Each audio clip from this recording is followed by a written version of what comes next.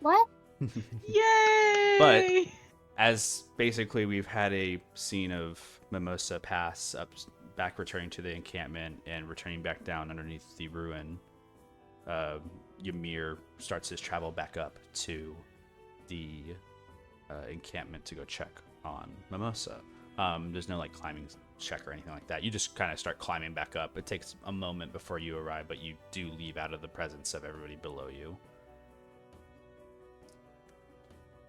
The rest of you three do remain underneath this ruin.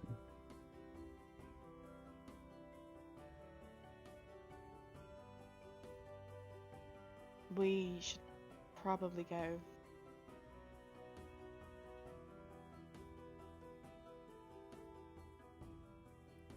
Oh, I don't remember what we talked about last time. Mimosa. Chris is just gonna say nothing and turn around and go up the ladder. Yeah. But kind of both following a little slunkily. Cornelian, you have these, just to put you in your scene, you have this feeling of like resentment and distrust, a little bit of taste in your mouth of someone who has felt lied to.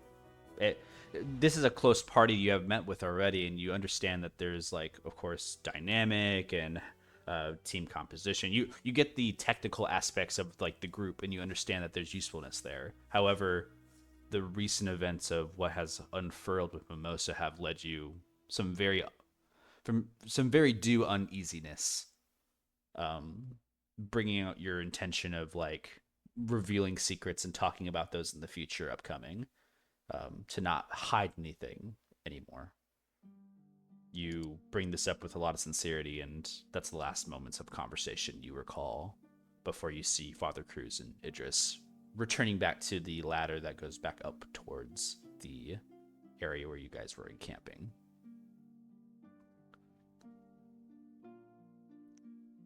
Okay. If everyone else is going up there, Cardinal will just kind of like muck about down below. He's gonna take his time thinking carefully what he's gonna say next. Father Cruz, Idris both arrive to the ladder point, kind of like both bumping into each other before entering. Both of you can like basically follow one another up. It's not too difficult. But as you climb up, Cornelian, you are left to yourself. It's a bit dark, echoey. You hear the drips of, you imagine like cavernous, like just echoes. There's doors that have opened themselves to where Ymir and Father Cruz had basically went in and did some weird demonic ritual in your eyes. But it's a long distance of eyesight before your vision cuts just to black and you can't see anything else. And yes, I know I heard the Alexa. Thanks. That was definitely something I didn't mean to do, but I said the wrong word. Yeah. So you are down here by yourself. Currently will take a little bit of time waiting to make sure everyone's like outside, climbed up, whatever, blah blah blah. And then he'll walk into a more lighted area and summon his echo and just walk around it, inspecting it. Yeah. Kind of like emerging from like a wall beside you, you see kind of like, not even from yourself, it just appears in a perspective vision of you, and like a ghost from the wall. The inspection narrows down the same way it always has. Recognizable traits, figure, remembrance. It doesn't ever change. Locked in time, in a way. He'll sit there, kind of like, after doing a little circle, walking around, looking up and down, he'll back up to a wall and kind of like dump himself towards that wall and slide down it, sitting onto the ground. Just still looking up at it. Echo remains standing. following whatever mental command it must do. With it only remaining for so long, it's just a minute before you see the shadow just takes it once more. And it is no more.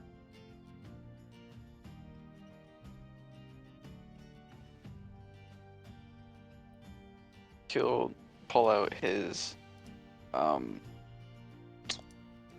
which one?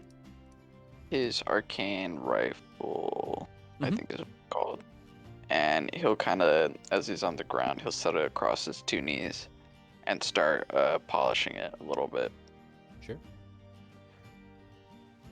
You spend your time kind of pushing your thoughts into like the care of your items, and that's always good advice, but something still like ticks on the back of your ear, making you twitch as you kind of like stare back up into a group that you're following with.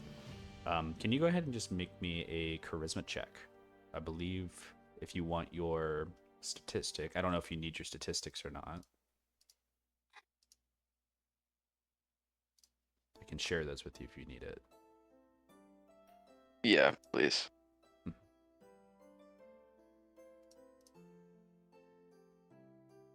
You're going to be adding... well, actually, just roll a d20 and just let me know. I can do the statistic part on my end. 19. All right.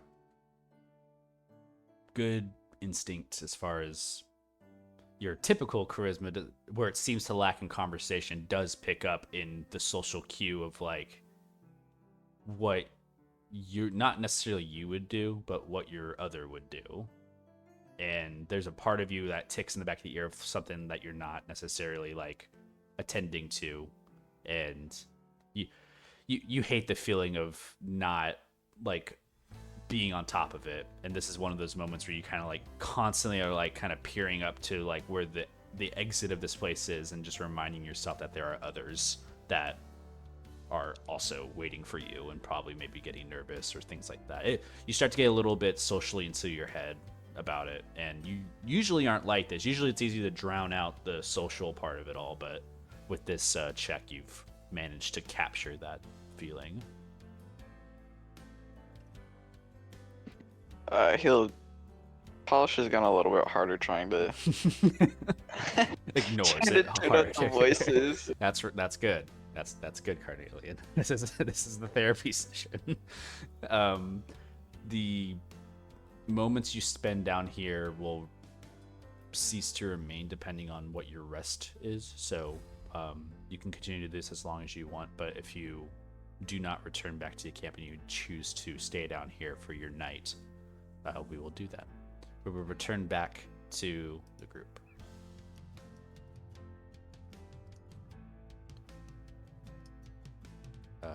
Velu is asleep. Ymir, you're actually the first one up before Cruz and Idris. You see Mimosa's currently just sitting there, turned head upwards, looking up to the sky. Mimosa, even after that nature check, you can still look back up and see the stars in the sky. They're not iconic in any of their means, but there is like one slightly brighter one in the distance that you kind of do keep your eye on. It's far out near the horizon, but it does keep your eye. You said I see Mimosa? Yeah, Mimosa's just staring up into the sky, just by the encampment area where you guys were before. I'll walk over silently and I'll just sit there.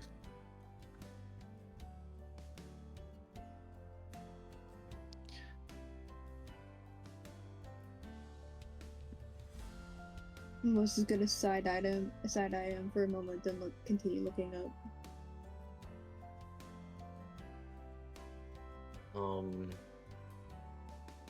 Did you know that before I was born, there was this really crazy event that occurred within my desert? I feel like I told you about it. Maybe I told you about it.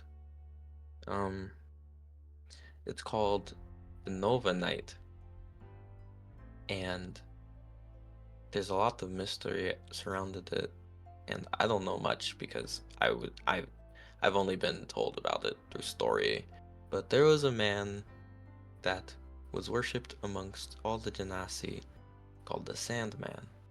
And he'd go all around the different tribes and grant wishes with his 4 genies that he carried within his cloak.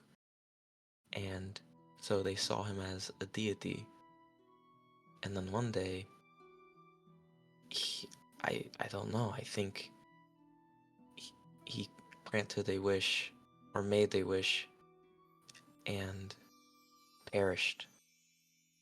And then every child that was born afterwards had some weird genetics placed from the wish. And I don't know, every time I look up at the stars I think of that, because I think the main part of the event was a star that gleamed within the sky. Ymir, So- you turn your direction over towards Mimosa's like stare in the distance. That same like glowing star they're staring at has that very bright countenance and reminds you of that similar thing. I wish I was there when it happened, so that I could give you a better like depiction. But I could show you something really, really cool if you look down. Out of just curiosity, he'll just look over. Just still quiet. A slow Ym- turn. Ymir will lift up his right hand, and he has a wrapping around his right hand that he keeps covered all the time. And he starts to unwrap it, and he reveals a marking all across his wrist and palm, and it's just it's like a star chart over. It's actually not on his wrist. Sorry, like it's on his wrist, but like top palm. Like, what's the opposite of the palm? Like the hand. The back of your hand? The back Yeah, of the it? back of backhand. the back of his hand. The back of his hand going up to his middle finger and then down a little bit under his wrist. And it's just a line of stars. And so I was born with this. It's like a birthmark. And there's multiple children or people, I guess, like me, born with this as well. And we were called the Sandman's children. And there was this whole big debacle or whatever, and my parents wouldn't tell me anything about it for the most part. They would just kind of like hide me away and tell me not to tell anyone, or else I'll just get taken away back to the capital. Ymir that they and Mimosa, you start hearing the approaching of 2 other individuals on this ladder coming up. But yeah, super weird event. I just thought it'd be nice to share since the context of the stars. And Father Cruz, you both return back, and Ymir, it looks to be in conversation with Mimosa. Mimosa is gleaning a little bit in the conversation. Bring some relief to your face, Father Cruz, Idris as well. Bella's asleep. Not sure if that was before or after, but you do see the rest of your group.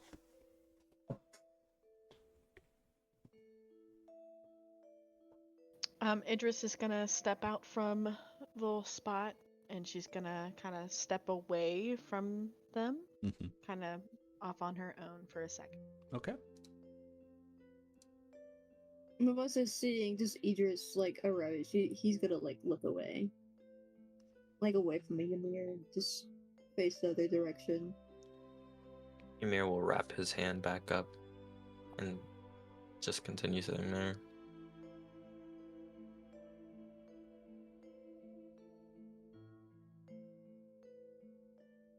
Man, this is super awkward. She'll say out loud. Jeez. Jeez Louise. You see a pinch of a smile kind of curl from Belu's sleeping face when you say that, and the turn of the body as they rest a little bit harder in their dreams. You only wonder what goes on in their mind. There's no more breeze that was brought upon from the sandstorm from the night prior. But what sandstorm does bring, however, is a beautiful night sky.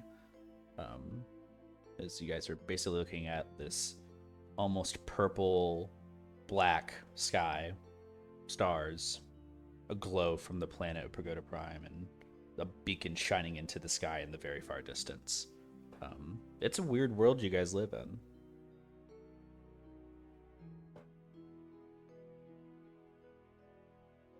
Mimosa's gonna look back to Ymir and just like roll up his sleeve. You know, orange markings scattered everywhere. I wasn't supposed to look like this. What do you mean? You know how Dragonborn are. One shade. Oh, I didn't actually know that. So you're special. Say special. I think that's quite cool. More people see me as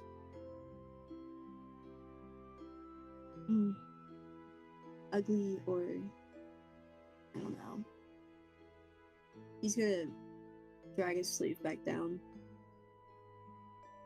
Well, I think you're beautiful, no matter how you chop it. I And think you think everybody's beautiful. it depends. It always depends on the person. It's not just about the outside, it's also about the inside. And to say that you weren't supposed to be born like this is actually not true, because you are born how you are, and there's nothing you could really do about it. No one has any say. I didn't ask to be born like this because there was so much problem surrounded with my birth. And I assume there was problems surrounded with your birth, but that's just the way it is, and what are we supposed to do? But live it. And that's fine. At least for me. I think I'm content with that. But I think you're a beautiful person. Not because I think everyone is, but because you have done things that are beautiful to me. Like what? Oh, you know, when my body like flew out lifelessly almost across the edge of a battleship, like sailing like 500 feet into the sky. Yeah, that happened. Really terrible, and then, you know, you picked up my body and got me back to safety. So I think that's just one of the good things.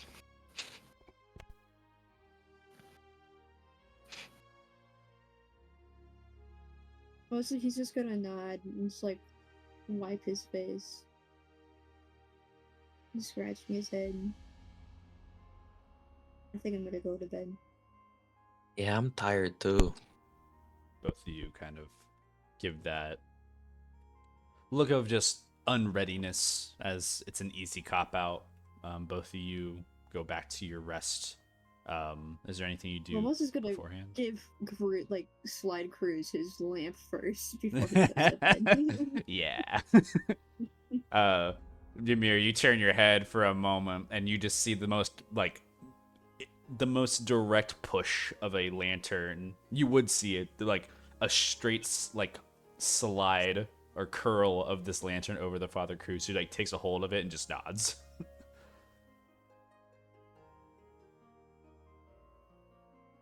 But yeah, Without saying another word, Mamos is gonna turn in facing the wall. Ymir will go over to Bongo, pat him, and curl up next to him. Yeah. Bongo's asleep. It's weird a bit when you return, Ymir. You see Bongo is like laying down, like flat on their back, fingers crossed on their chest. Makes you a little uncomfortable, but it's what it is. He does what he likes. You kind of cuddle onto him a little bit. So, in that moment, there is a return of like that same similar behavioral cuddling that kind of just like puts you and hulls you back to sleep. Father Cruz, you do remain awake for a time. You were awake already during this watch, so there's no reason for you to go to bed yet. However, you are awake. Chris will take the first watch and pet Mimosa on the head before he goes to sleep. Yeah, it's not hard to put him out. especially with the lantern kind of just brightly shining in his eyelids. You only really... Actually, can you make a medicine check for me, Father Cruz? Okay.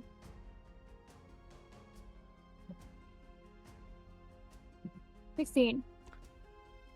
It's a little sad. Recognizing it's probably the hard part. You're the only one that ever really sees the black under Mimosa's eyes. As you know the like impacts of just shining a light at somebody when they sleep. There's just that constant bagginess under the eye that only you can really see in it. You just have this kind of like swallow in the back of your throat as looking at your son. It's just doesn't feel good.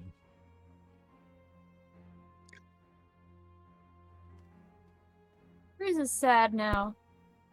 Yeah. But you're there, holding his head, petting him. You can see the rising and falling of the chest. You can see there's comfort in your presence. Would casting sleep on him help with the eye bags? You don't know, but you can try. I don't even think I'd actually hit his HP. What's The 5d8. 22. I don't think that's it. I think his HP is like 30. what's your HP, Melissa? 35. Actually, hold on. Because technically you took damage, and I didn't give you the thing. Ooh. Yeah, he took exactly 14 damage. No. It's not gonna be like that. You just reminded me. It won't matter, I guess. But for the sake and purposes, you did take eight piercing damage. I don't know if that matters, but you'll be resting to gain that back anyways. But that just a note to you that you do feel a little hurt, even though you did encounter something on your own. Owie wowie. Yeah. So that was my bad. Yeah, I'm gonna go over to Idris. Idris, you step away. What is it you wish to do? She kind of lags away from the group, kind of skittering around the outskirts of the cave, and kind of sits near the mouth, slumped against the wall, just kind of thinking. A dark but beautiful night. The storm is settled. No wind blows in your face, buffeting you with sand anymore. It's comfortable. It's just... You can't help but flash to those moments down within the ruin sometimes. It was quick. I think that's what scared you the most. At the remembrance, she kind of tightens her coat around herself and hugs herself like a child would. Invisible, like, fur spiking to kind of accelerate that fear. What do I want to do here? We're gonna take a journey, gang. We're gonna travel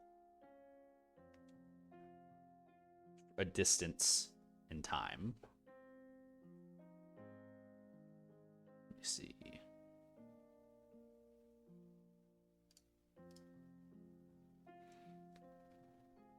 Idris. We exist in a memory. Maybe 15 years old. You have the first steps that you had taken outside of your home. Brothers and sisters. Another hard moment for you. But what you really do remember is the loud back and forth you have had between yourself and your mother.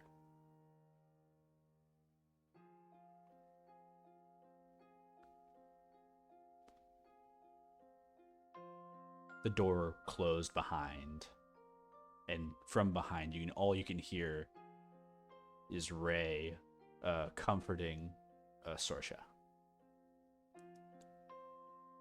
You hear some like whimpering tears a bit, but mainly the last thing you hear is, "So spoiled and unappreciative of all we've done for her," behind the door.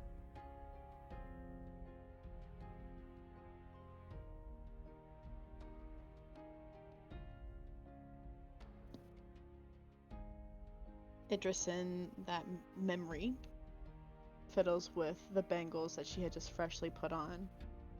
A steely cold face, but still tearful. It only sets her further on her path. Many things you could have said and have said in the past. Another step forward you took beyond home.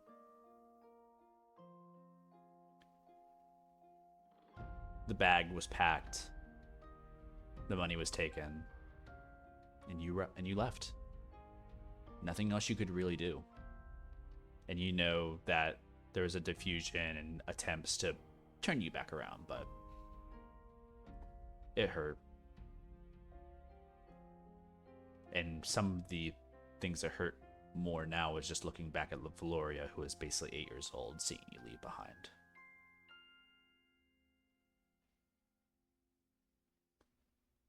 We skip to another time frame. Back into like some of the deserty areas of the world. You kind of flash again. A little bit of happiness. Just a year later. You hired for a gig, you're playing at a festival.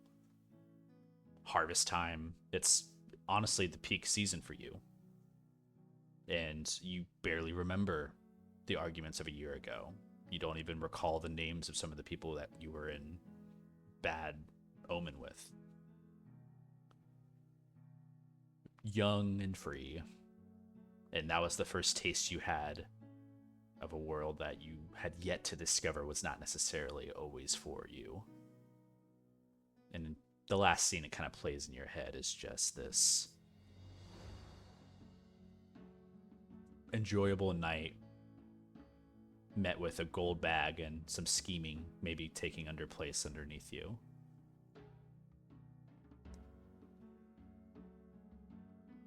And you kind of turn the eyes left and right at the history behind you, reminding yourself that you have had your ups and downs as you return your vision back to where you sit now, kind of in a distance across from the group that you now sit with.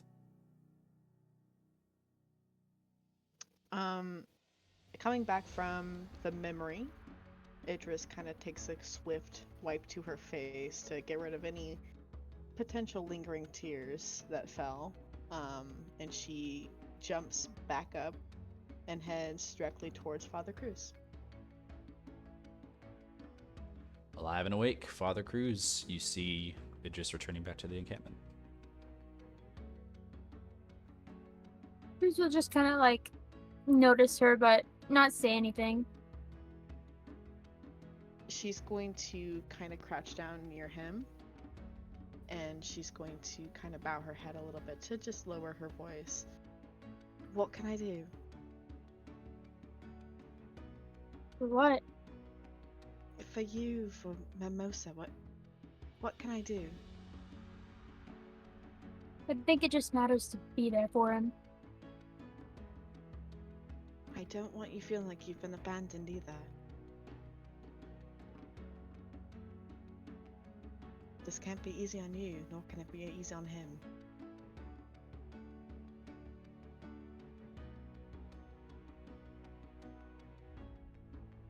It's been like this between us forever, for as long as I can remember. I don't consider it a burden. I just consider it a part of Mimosa.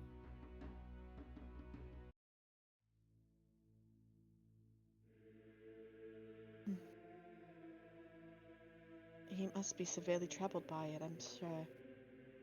I know this isn't easy, but I'm here for you, both of you. So don't feel like you must carry it by yourselves. I'm here. Thanks, Idris. I think that would mean a lot to Mimosa. Certainly. Have you seen Carnelian? We I zoom, haven't seen him come up yet. we zoom back Oh. down to the scene of Carnelian, still polishing a gun. It's really shiny. It can't really get much more shinier on a magic item. You've managed to even like wipe away at this point some of the remaining steel that it binds it with gold, and has polished it to a point where the reflection would be of the countenance of a mirror, in reflection in just one area. It's easy to distract. You don't know how much time has passed.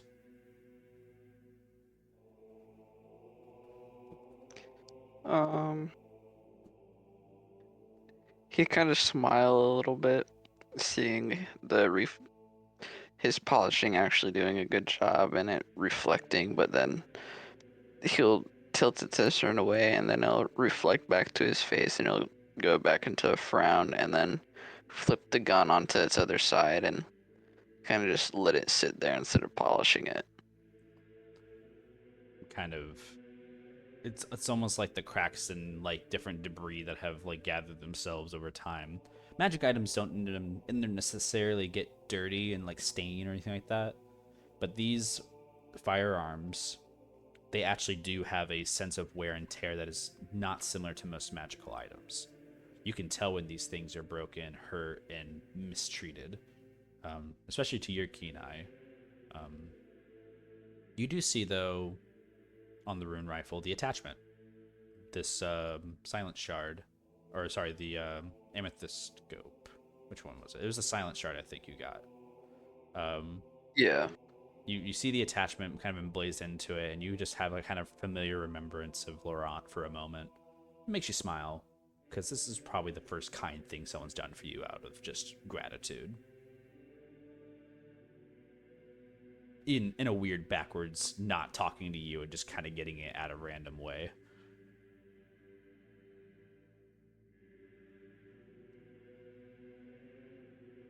How bright does my rune rifle glow? It only really glows when you shoot it. There is a residual like deeper blue that is inside of it, kind of humming while it's cooled down and not firing. But when it does fire, it kind of like has this flash, and then it returns back to its previous state of being basically darkened. So the runes themselves don't glow brightly. It's just whenever it does fire off, it does like enlighten inside and glow out. So right now it's just very dull.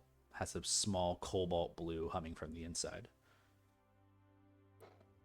Okay.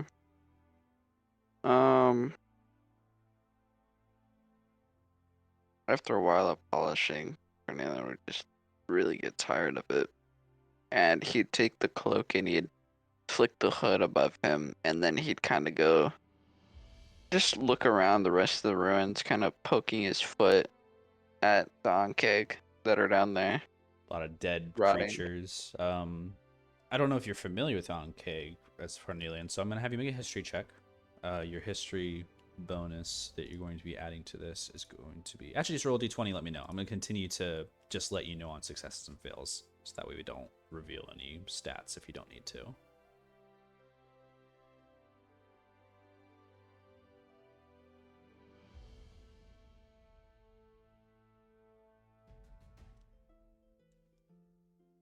Yeah, that's a fail. I got a 5. A 5? No clue what these things are. They're insectoid in a way, not humanoid. They don't have any type of like countenance of brain that would indicate communication. These things were monsters. They were not here to have a good time and just shake hands with people. Their death meant something. And you do get the sense of that kind of power behind whatever force was driving within it. It's scary because you can see a lot of torn apart bodies, but you kind of kick through some of these, and you do take notice of some interesting scars that are not remaining from Mimosa's damage or from whatever that thing was. A lot of them look like blades, shards, and stuff. Like these things have fought before. You can see like the battle wounds. I'd actually like to inspect the bodies a little closer to kind of get a power gauge on whatever Mimosa turned into. I would say roll d20, and you can choose between survival to understand kind of the nature of the creature, or you can roll under. I think this would be a medicine check to see how like damaging it was.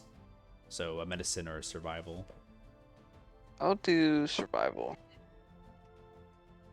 I rolled a 7. I don't know what my stat is for that. I got you. For the total, you have, even for survival, it's the same for both, but the survival check you're gauging upon on this creature, you're trying to gauge this creature's like strength, or you're trying to gauge what Mimosa's like creature's strength I wanted to, looking at the damage this Ankek took, I wanted to see the strength of, well, I guess I would have to analyze the creature's strength first before I could really tell. Yeah, Yeah, I'll because do that. that's what I was gonna say actually, is you analyze it to find out how strong Mimosa's thing was, but really what you're truly gauging is how the armor on this creature was. Like what its AC, what could be its like hit point maximums, or how deep the cuts were. Like, did this thing just die straight off the bat?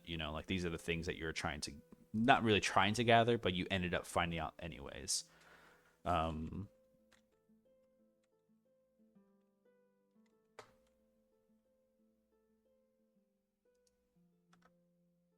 You basically uncover that these creatures are like ants, like basically really overgrown, like ants. They're gross monstrosities. They have natural armor that kind of rests upon them. These like talon and pinchers that are off the sides of them. They have an acidic spray that is within them. They are like potent creatures. There's about 5 of them just completely shredded down here that you're just getting a count of. These aren't weak creatures. These actually, as you're looking inside, the inside of these things aren't hollow. The inside of these things are meaty and full of like different like cause to show that they have an endurance or a constitution about them.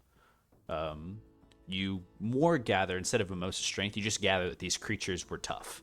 Like they were like hardened and had health. You don't know about their power, but you do know that they were just they were built to take some hits. Okay. So, and then you take that, gauging the time of like the encounter, running out and checking and following. It was quick. So, combat doesn't take very long in just real world time. However, this was still a very rapid descent.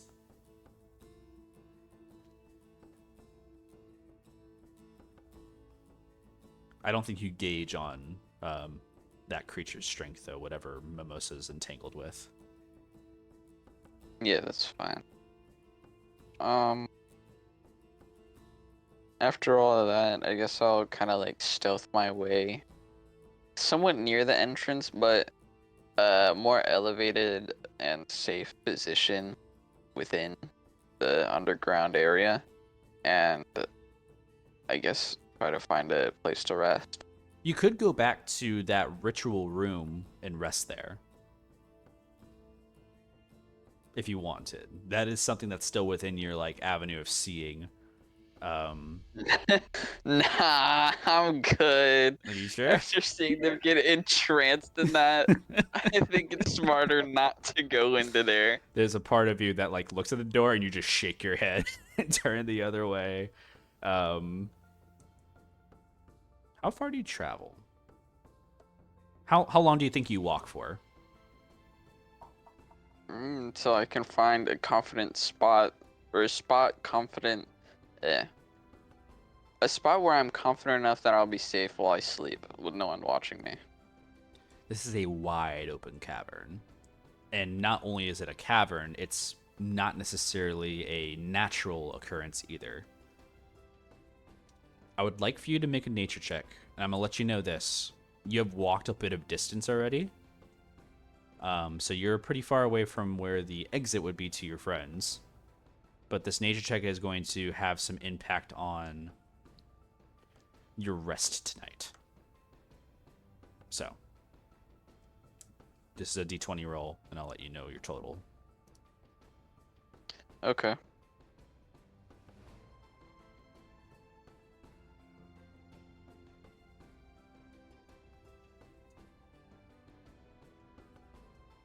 Two. You are not doing it right now.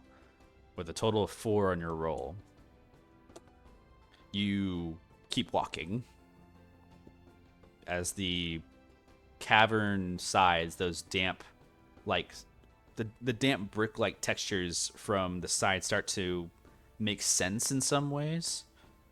What was once looking like brick on the sides starts to reveal itself a little bit more as not necessarily like someone had inlaid brick, but however something was carving the outside of this cavern. So this unnatural occurrence in the cavern kind of uneases you as you kind of continue to walk, and you notice that there is a change in the textures of the walls as you continue to walk in this direction. I would say it makes you nervous. I think that's all you could really gain, though, is just that you're noticing that the textures of the walls are changing as you're continuing to walk within your dark vision.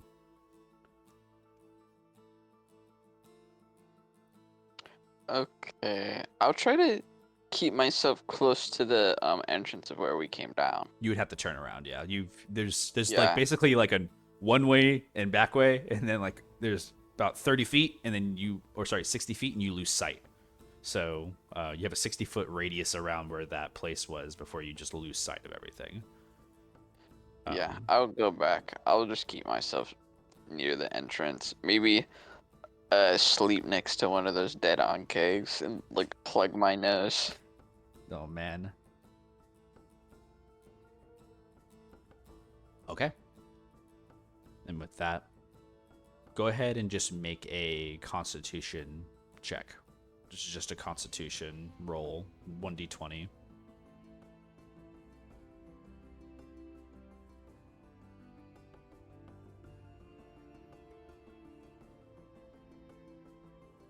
Seven. All right. It's not going to be a good night.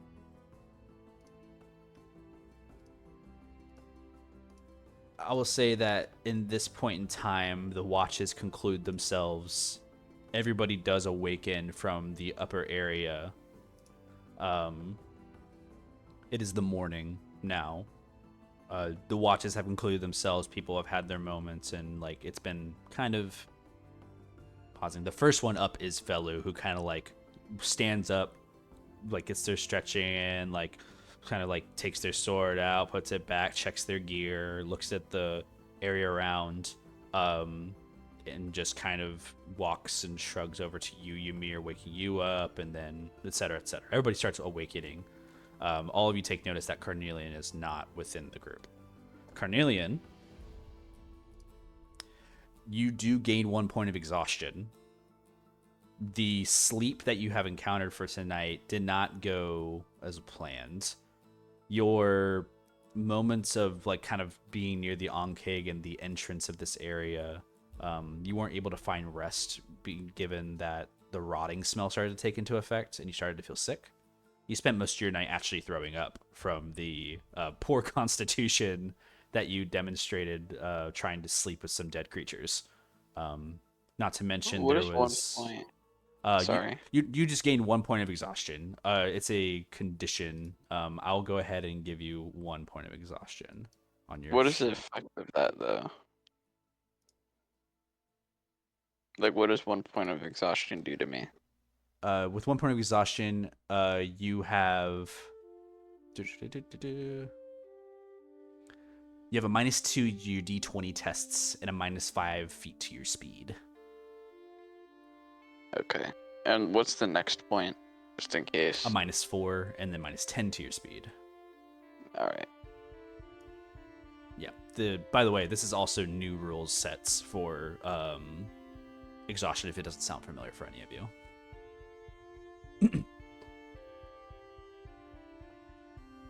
Yeah, you have 1 point of exhaustion, so you have a little bit of a negative connotation modifier for your stuff, and you're a little slower, a little sluggish. Horrible night as far as the, sleep encounter does. You don't have any disadvantages or anything, but you have a little bit of a negative bonus to your items right now until you get some rest. You might be able to rest on the way to the next destination, though.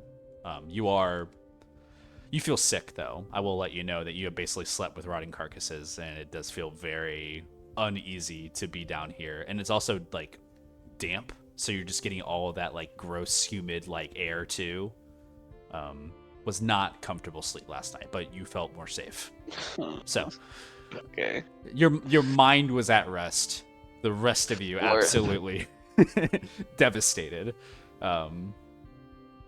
You are, for the sake and purposes, still within the ruin, and it is daytime. You can see the light shining from the entryway of this area.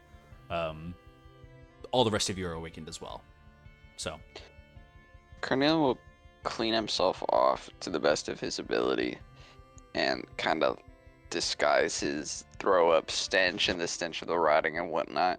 And then he'll try to climb up, yeah. see where everyone's at. I'm not going to allow you to clear off all that smell, but I will say that you do your best of your ability.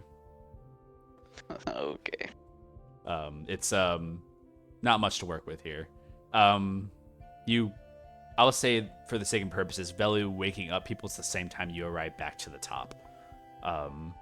So everybody is awake at this moment.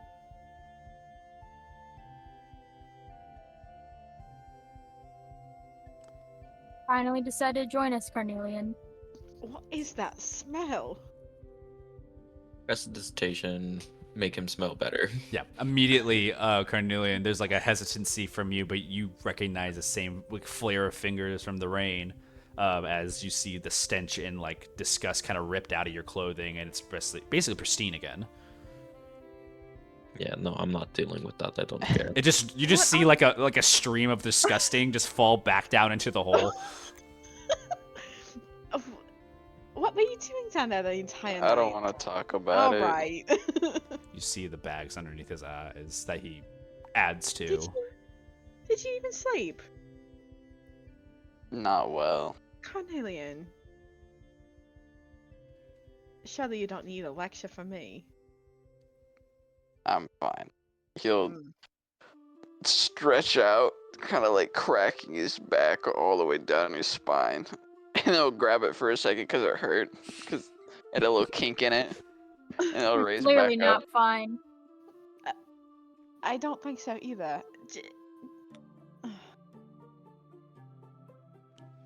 You just see the same face staring back at you. I'm not talking about it. Where are we going now?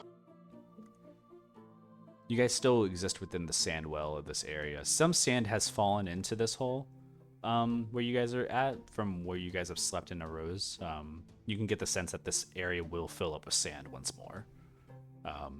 It's a bit like it was a momentary reprieve from the storm, but it is refilling itself back up as the day continues. So you don't have unlimited time here, but you can stay here as much as you need.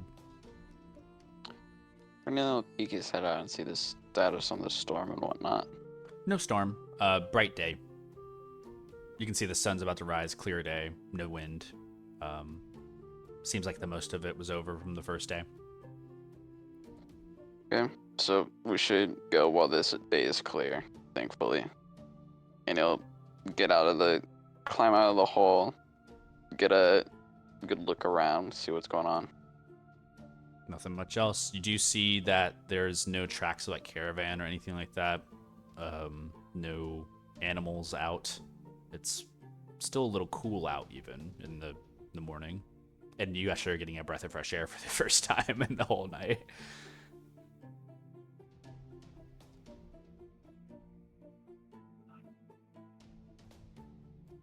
Well, somebody's eager. She's gonna follow suit. Mm-hmm. I would say, unless there's anything else, all you guys can do as you wish. The travel starts when Father Cruz mentions getting onto his cart and riding off. Oh yes, just right off into the sunset. Exactly. Then the story's over, and then we're done. That was a fun Roll the campaign, credits. guys. Velu doesn't take much time to reacquaint themselves and prepare themselves. Velu doesn't ask many questions. Velu does walk over to you, Mimosa, and kind of like look at you for a moment. You good? I'm fine. He smiles. Good. And just like pats you on the shoulder for a quick moment. Looks over to the rest of everybody. Is like, I'm ready to go. Waits for you guys. Mama's just gonna walk alongside the cart. He's not gonna get in. Ymir's gonna be making sure his son is good, patting his robe, getting him ready for the day. Honestly, like if he could wear a little backpack and go to a school bus stop, it would be very cute. He would be all in for it. Make an animal handling check for me. Technically, it's still animal handling right now. Nat 20. I don't get a lot of nat 20s. You now that I don't. think about it. This. Everybody had like their moment for like one session to have basically the whole entire group do it, and then it's been kind of dry. We had some yesterday, but it's been kind of dry. Yesterday. I think we had one nat 20 yesterday. Last session. Sorry, yesterday was last session in my mind. Yesterday in the world, in the story, the amount of time it takes for you to address your son, Bongo, is cut in half. There's no longer an argument for like getting him to do things, and there's like no more chaos and the ideas of like him having this sporadic like, oh, I'm gonna do this instead, or hey, this looks interesting. It's quick. As soon as there's instruction, he just does it, and he's doing it with a comfort level to allow you like within his like approach in space way more, and like he doesn't mind the touching or anything like that. You actually see kind of smiles every once in a while coming from Bongo, as there's some like pleasure in like the cooing and like the scratching of the head or whatever you end up doing. I give him the rose quartz that I got, and I'm gonna just place it in his hands. It's not magical, but it's a nice little gem that you could put somewhere on your little robe. Ooh ah, ooh. If you can figure that out. That's a little Kind of like that's a little brain question for you. you see, he holds it to the sun to stare into it. Like this is like a little like, oh shit. he kind of holds it to the sun, sees the glare, puts his eye to it. Kind of like he does lick it for a second. Ooh. Ooh. Yep. All right, get in the cart. Let's go. You could figure that out while Wobbles over. He ordains himself a little nicely and just finds his spot and keeps his eyes to the horizon. Hoppy flies over to you, Idris, and just floats. Just Good morning to you. She's gonna hold her hand out, waiting for him to land. lands. Kind of just flutters. She's gonna kind of scratch where his head is. You can see there's some breathing heaviness to like the climate here, not necessarily their most favorite area, and also no perching places, so when they fly often, so you can see like the rest of their wings as they've been flying basically either through the night or have found somewhere to shelter within this area. Just kind of looks at you and doesn't really acknowledge anything, has a little bit of a blank face. She's gonna tap her shoulder. Just kind of like chitters itself up to the shoulder.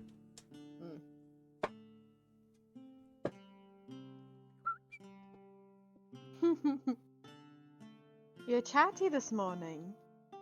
Yeah, just doesn't say anything else after that. Just completely silences. It's So, funny. so Idris, how'd you come across your bird? I was just about to ask that. It's actually a funny story. Oh, she taps her chin as she kind of figures out how to describe it. Carnelian, how would you describe us finding him? He'll kind of roll over and like swivel his head, like rubbing his eyes. What'd you say? Well, you're no help this morning. Never mind. You go back to doing your thing. He'll lay his head back and try to start sleeping. He's like you're having like the death throes. Like you're like sitting there and like your head falls, but the shaking of like a cart potentially just like shatters you back up, and you're like just blinking your eyes like individually. Ymir, Frog blink. Ymir's gonna walk over to Carnelian and open up the palms of his hands. Permission to cast a spell on you? Go for it. Okay. And he'll press his hands onto Carnelian's chest and cast Lesser Restoration. I know it doesn't help, but it's for the feeling better a little bit. I would say even with the Lesser Restoration spell, you can move the spell slot Carnelian. You don't feel sluggish anymore. You do have exhaustion still, but you, for the sake and purposes of like your feeling of that exhaustion, it's nullified. You still maintain the disadvantage, the subtractions to your rolls and speed and stuff, but you don't actually feel tired anymore. Ymir's hands glow a silver gleam with an outer yellow, and it like surrounds Carnelian for just a moment, and like his dark presence turns into a brighter presence before going back to normal.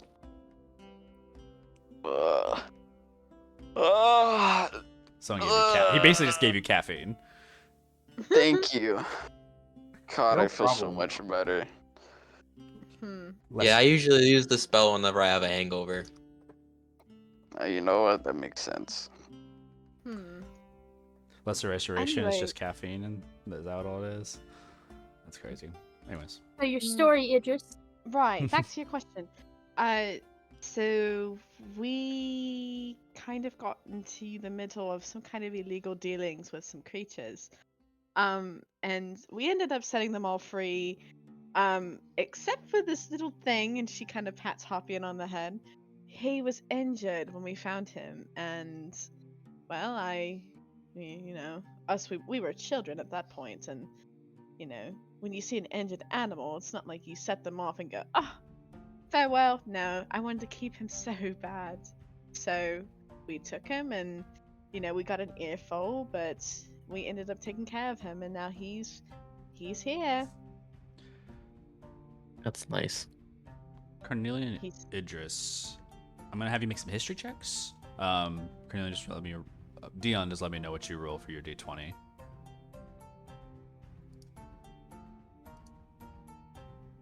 Ten. 10. Lucky 7. -2 with the exhaustion. Oh. And then +2 for the history. So it's just kind of like pitter pattered on the edge there. Both of you kind of like AOL dial for a second.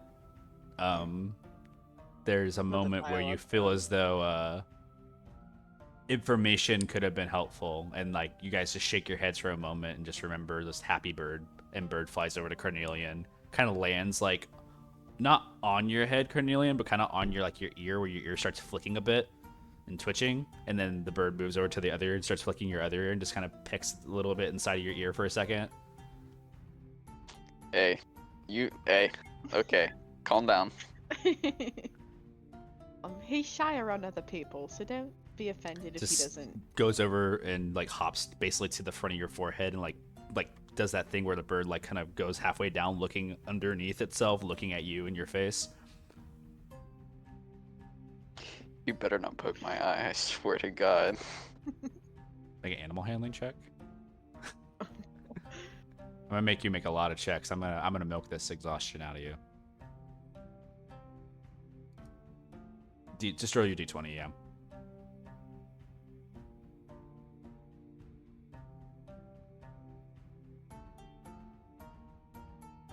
It's just a flat roll. 8. 8.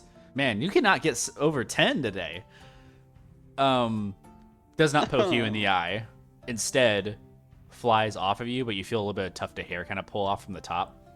From where it catches in the claws, basically gathering it for its nest. You guys see on the top left of the cart, there is a nest that is being built currently by Hoppien that's been kind of like omitting from the area, but in the top left corner is just like different like furs, hairs. There's like Ymir's hair in there. There's sticks that have been gathered from outside. There's a little nest being built in this cart right now, and you see Hoppien flies up to the corner, taking a little bit of tuft of your hair on the way out, Cornelian, and just kind of like you see them like poking it into the nest.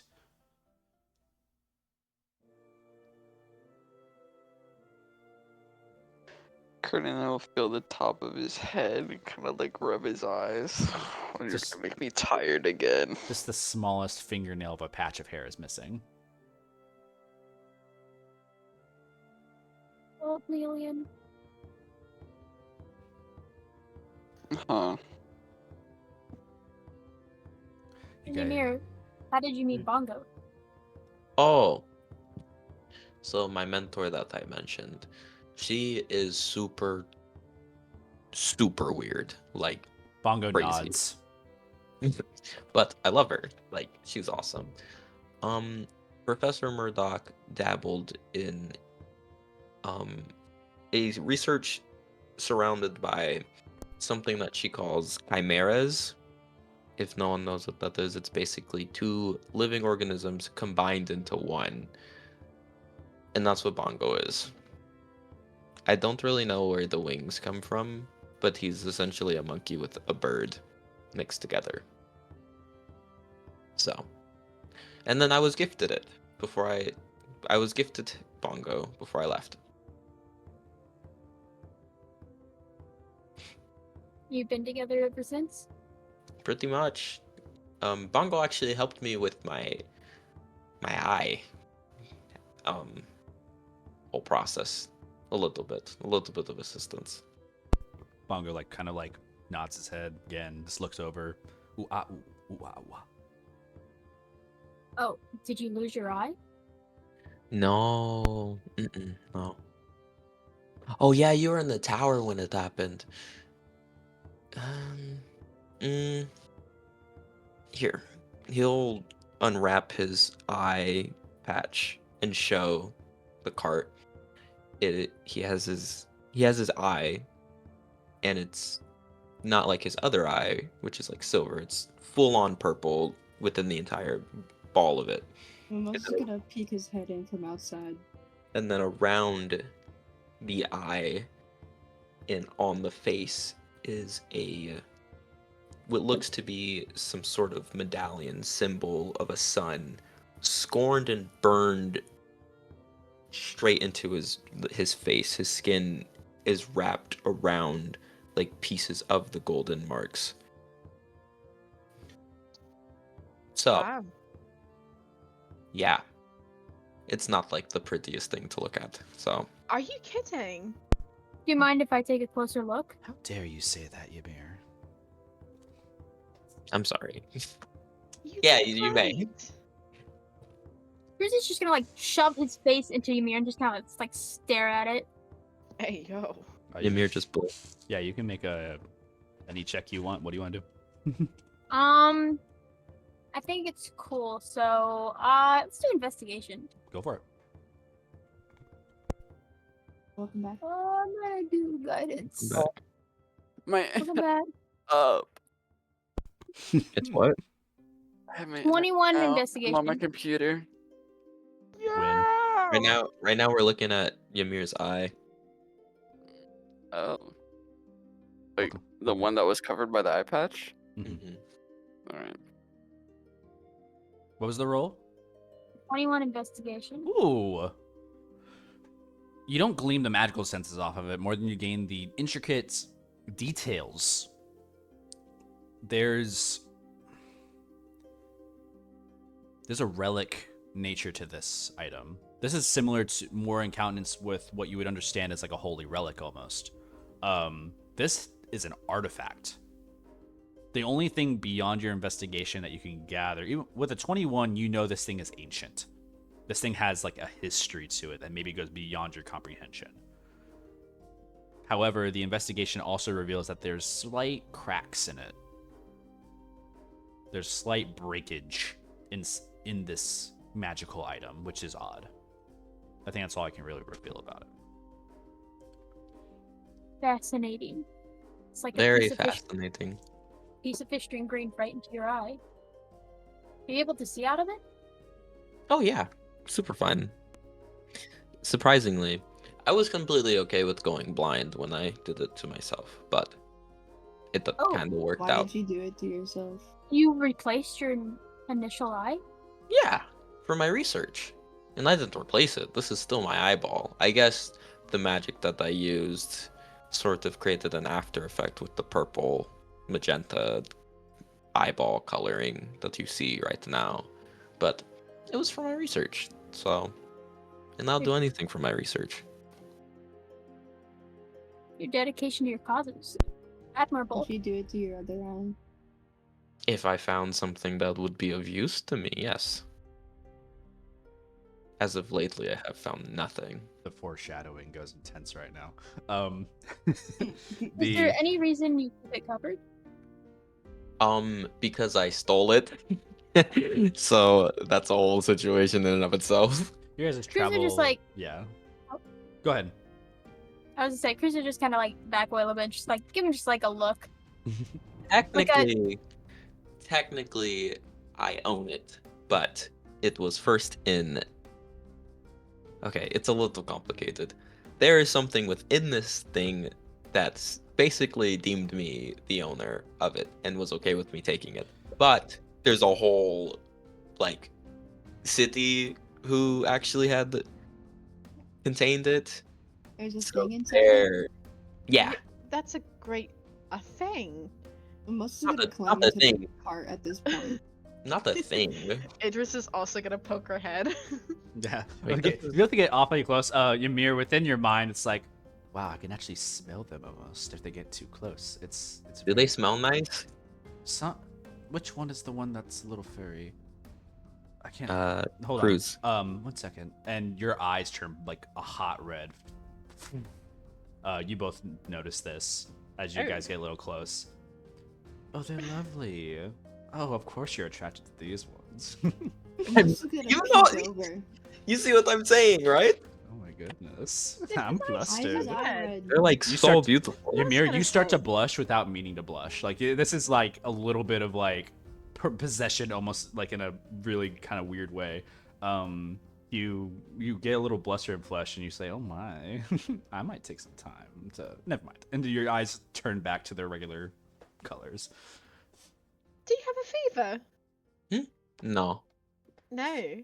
that was That was. You Was- said it communicated. it was with you. them. Yeah, them. they can What- talk into my mind right now. What are they called? Cinder. Cinder. Yep, my research buddy and basically bestie. Oh. Interesting. So yeah. Anyways, and he's gonna wrap his thing up again. So much TMI there. Are we gonna get going? This is getting You guys me a have little you guys have been nervous. slowly traveling out. It's you guys have been moving briefly. The day will grow in stories as you guys continue to travel. I have a question for the group. The direction you're going is towards Halavar, which is fine. You guys still have approximately about a 2 weeks travel time till then. However, Idris, you've been granted information that within a month's time you probably should be around your location of merit, wherever your Laurent had wanted you to be. Mm-hmm. So, with that in mind, does your trajectory change, or do you guys continue your journey over towards Halavar? Question: Answer. Where does my place lie in relation to Halibard? I'm not gonna lie to you, Idris. This is to Idris. Does Idris really know how to get back home? Probably not. Okay. I'm not gonna lie. In relation to climate and location, you're on the right continent. You haven't left the continent sake. You know you traveled east mostly. Mm-hmm. That's it. You don't remember the time frame of like traveling was broken up by cart, by foot, some momentary teleportations, like the countenance of an airship potentially in the past. Like you've moved between different modes of teleportation. So it's hard to tell. All you know is what your region looks like and what you could basically base upon that. Getting a map would be nice. A map would be fantastic. You're right. Okay, so she's gonna kind of pipe up as they're all walking, and she's gonna go, does anybody happen to know where a town called Caldora is? All of you can make a history check. Except, and also, I guess Idris, you don't have to make this. Well, I can actually roll. All of you can roll with 17. advantage as well, because Idris is also describing the location, so that way it helps you to find out if you know it or not. 16. What are we rolling? 17. History. History. You said advantage? Mm-hmm. Yes. Another nat 20 for a. Hey, yo! Yeah. God, 21. it was a 19 and a nat 20. Wait, where's my history? Okay, 22. Okay.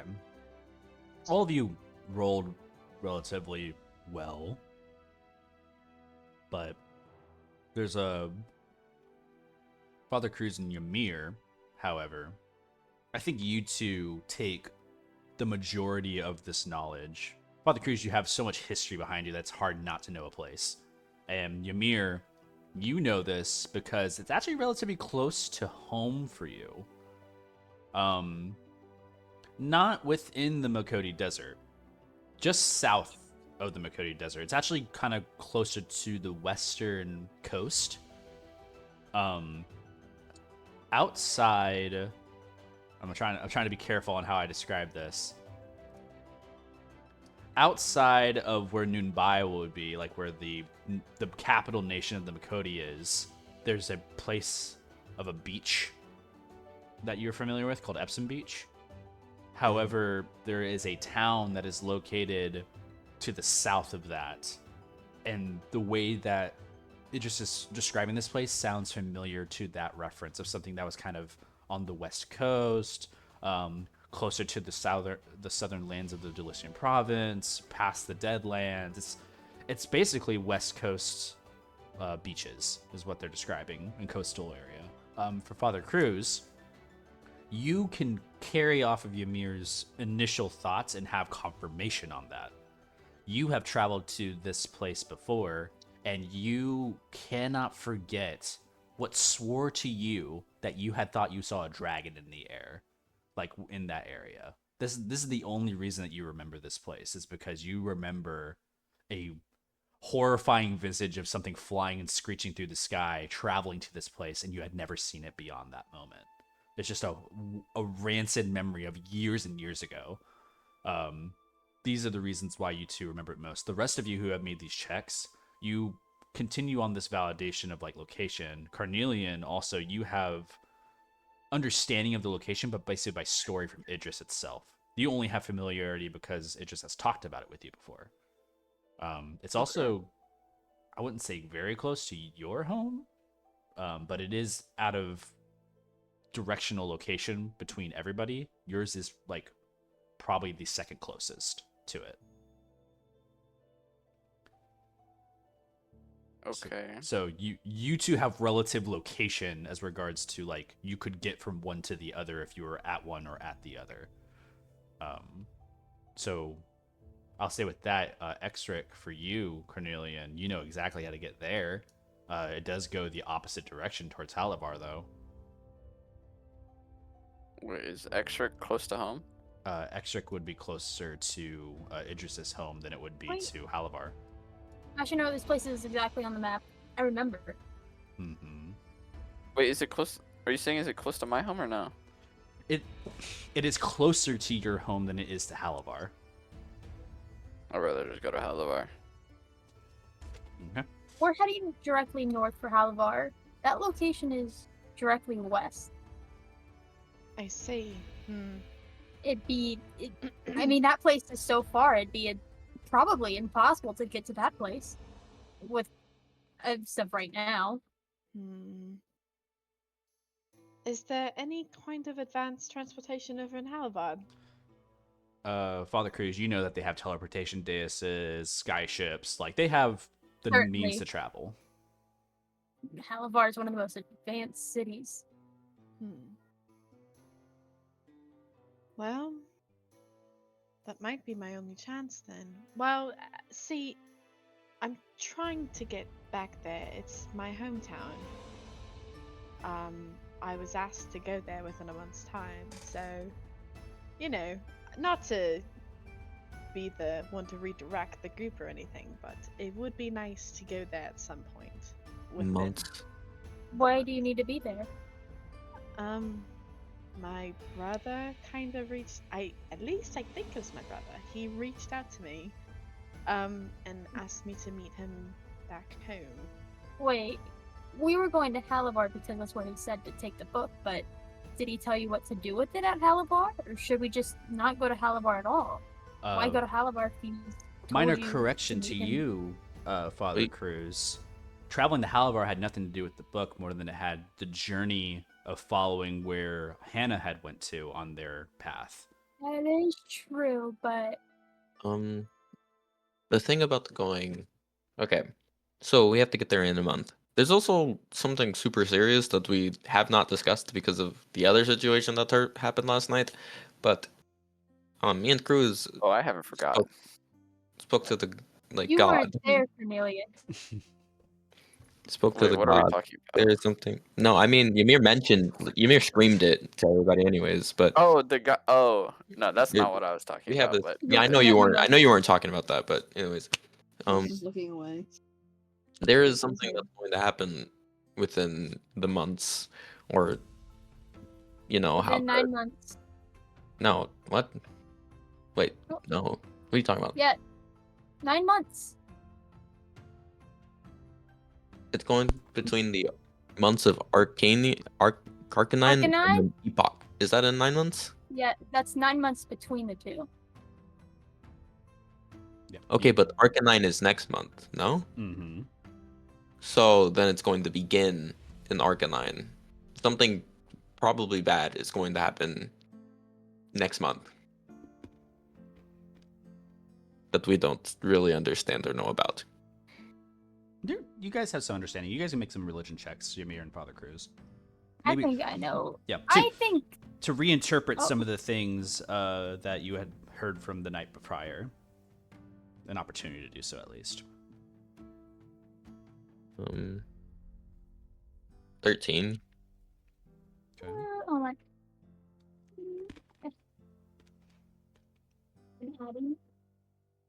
What did I roll? Religion? Yes, please. 21. Okay. Holy crap. The Ymir, it glistens upon you, this thought of the 9 months, and you say to yourself, something will happen on this day. Father Cruz, you don't think that. You think that there is an event that will overtake the entirety of this 9 months. It's not like a one thing happens and it causes these 9 months to be peril. You think that this is a growth over time, beginning in this moment. I would say with your 21 as well, you get the sense that it's not necessarily something you can change. It's just more of an event that will take place, whether or not you guys are involved in it or not. It's more of a heated warning more than it was a you should do something about it. It does make you nervous, Father Cruz, hearing that from basically your deity. But not much else you can do. I mean, you feel as though there's a little bit of lacklusterness in the effort to save themselves, which you don't know is a virtue or if it's a kind of a depressing feeling. But I think you both get this, both of you together, I imagine. Both of you together come at this notion that this next month that occurs, to be looking for any type of signals of like special occasion of nature or anything of that kind. Some type of rapture is what was the word that was mentioned. Life and death has always been important to my religion, to my God. And so anything that lives must also die. I think to him, at least, it means that there's a chance of something completely changing. Maybe the old gods come back. Maybe the new ones leave.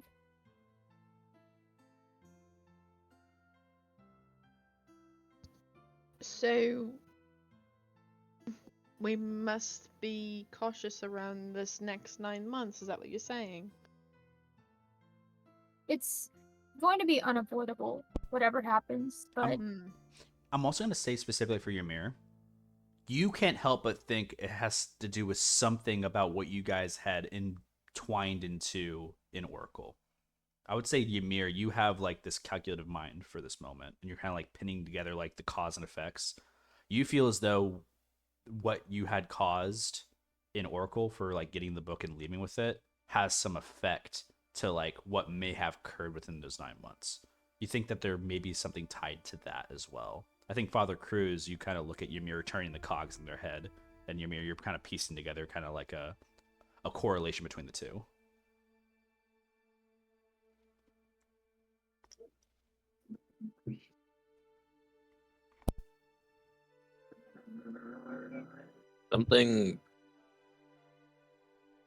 Something weird's gonna happen. It's most likely because of what we did. This book has so much importance. I don't know what importance, but it has a lot of things that I've never heard of, and I'm sure a lot of things that people who are worse than us probably want to know and make worse things to other people. But yeah, whatever you want to do with the book, whatever your brother says we should do with the book, I'm all for it, because I don't really want to die anytime soon. Neither do I, but here's the thing. I don't want to take us off course when we're just chasing after Hannah now, of an Halavad, but I do need to get back to Caldora. So if it's too much of a hassle for everyone to come, I'm happy to go by myself. You're not going alone. this is how I see it. Definitely not. We were chasing down the lead on this book, biding our time until we knew what to do with it. But now we know what to do with it. We have something for it. But if we miss out on getting Hannah, that could be completely different. Oh. We're chasing after. We're looking for the reason why the book was stolen to begin with. Well, it'd be very hard to get to that town without going through Halavar at all. I mean, Halavar's only a week away, and we could easily use its means and resources to get. I forget the other town's name. To get there. We'll go through Halavar, we just won't stay. Well, as long as you guys are sure, I don't want to take anybody off of a certain beaten path that they wanted to go on. We've come this far together. Why separate now? Good point as always. A little bit of a unsturdiness to the cart. You guys continue to travel throughout the day. I'm gonna have this happen. This is opportunity to unlock some puzzle pieces for you guys. I want all of you to roll a d6 for me. We need a combined total of 25. I'm finally using my dice. I'm so sorry. You said I got a 6, guys. A I got a d6. 6. Everybody rolls a d6. I'll roll one for Velu. 1. How do I roll a Velu rolled a 3. Hold on. How do I do I don't know what's this? gonna happen, guys. It's okay, guys. I'll Your just have to father's do got it on this. the server. What are we doing? So, Roll a D6. d6. D6. I got a 1. Oh, Okay. Oh, A no. 1. Velu had 3, so I'm that's good, 4. game. Ymir, I can't Wait, what guidance happens this. if we get? What happens? we're trying to hit a DC Oh, 25. Oh no, it's so That's no, lost. it's so Demetri. It's okay. It's okay. This is just an opportunity to unlock some information and kind of uncover some puzzle pieces on your journey. I'm gonna unlock the door to your house. I'm gonna blow my Doesn't own even. house up. Oh, it's over. No, it's so done. So Jover. It's over, dude. Let's see where we're at. Ymir, Awful. You're gonna 3. 3. Okay. So 4, 7, Idris, a 1, Hmm. 8, Mimosa, 3. a 3, so 11, and then Father Cruz, We got a 6. a 6, so 17. I'll allow this. Because Guidance. of the inspiration, no guidance. I will say that Bongo and Hopian can make rolls as well. Oh my goodness. Both of Oh them my are God. D6s as well. Don't Come on, suck. hop in. Come on, hop in. Let's go. What is it with 3s? So that's a 20 total. You need a 4 or more on your roll for Bongo. I already rolled. What It was was a it? 3. A 3. A 3. Just short. Yo, can we have Cinder roll? Let's Do you throw want Cinder Cinder to then. help Can you? I echo roll? Like, Yeah, sure. Woo! I'll have Cinder roll. Well, it's gonna be an automatic 1. And then they rolled 1 on the die. It's kind of funny. Okay. With a combined effort in your travel, you guys unlock some information. You guys remember documents and such that you had uncovered through Dread's Tavern. You guys have remembered flight paths and maps that you've gathered. Father Cruz and Ymir, you get hung up on the ideas of like basically what a deity has bestowed upon you as a curse almost in your minds. But you can't help but wonder what the significance of the phase of Arcanine is. So you sit on this and revel for a bit. Velu brings up some information in regards to what Arcanine is to you guys, like the month of like luck and trickery, kind of like in that sense, just as historical like trait. It's also your birth month, Ymir. That's also a significance of it. The only other things that kind of gather maybe from beyond the rest of you is that Arcanine has been kind of a staple as like the brightest star in the sky whenever it hits kind of to the peak point of the month or the phase. However, the maps that you guys have encountered, these things, Carnelian, even in your exhausted state, you kind of like rub your face looking at the maps and looking at the time frames. The end destination wasn't Halavar. The end destination was Arlusha, this kingdom to the north. You understand that the amount of time it would have taken from getting from Oracle to Halavar and then Halavar to Arlusha would have been the exact amount of time until the beginning of the month for the month of Arcanine. So you kind of like seed that as a thought in your mind of maybe something important's happening there. And that's it. That's all you guys uncover. The only thing you guys really understand is the timeline of it all, of what would have happened if your intervention did not take place. And that's just a group effort of all of you getting that all together. With that being said, this information gathered, we're going to take a break. Yay! Once we Yay! return from our break, we're going to go through some downtime for about a week. I've already given you guys some instruction on how that downtime is going to go. So keep that in mind as What you time are we return. returning? We're going to try returning back. 17. Are you guys fine with coming back at like 9, 10? Yeah, So good for me. 18 minutes. It's good for me. Give me a little break. It's good for me. thank you for getting your internet fixed, Dion. I know it was your fault and you fixed it, so you're an expert. Yeah, I was actually purposely having it off, so I like You know, we were all was forced thinking on my it, phone. so Yeah, that way you made the rules for me and I like was trying calculated to that 'cause help that you was as really much hard. as possible, you know. Uh-huh.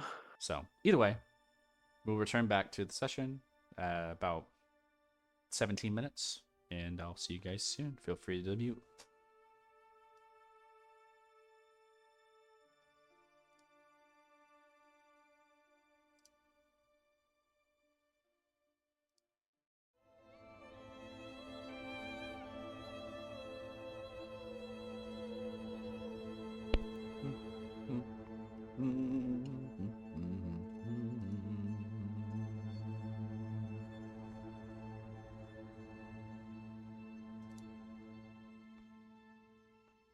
Don't mind me. I'm just back early. Is my chat going absolutely insane? Absolutely.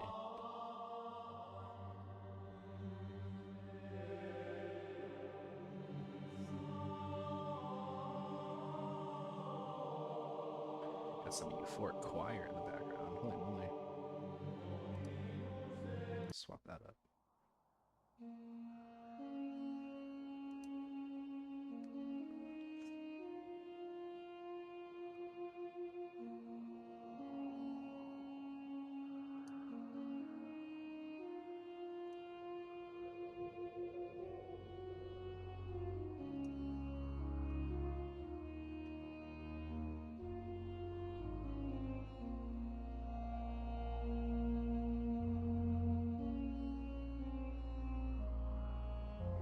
It's my turn. In the meantime, no one is here except for me. It's just me alone. All the players died. I'll think of cool transitions and stuff for this one day.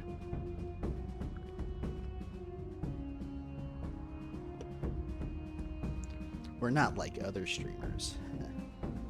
Oh, that's stupid. We're gay. You were here the whole time.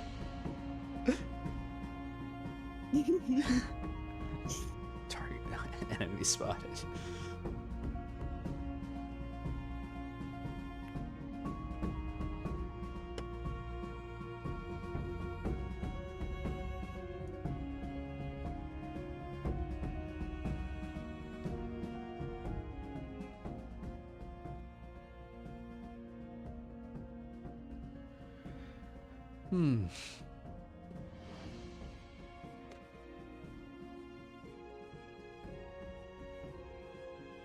Hope Mimosa has things they want to do.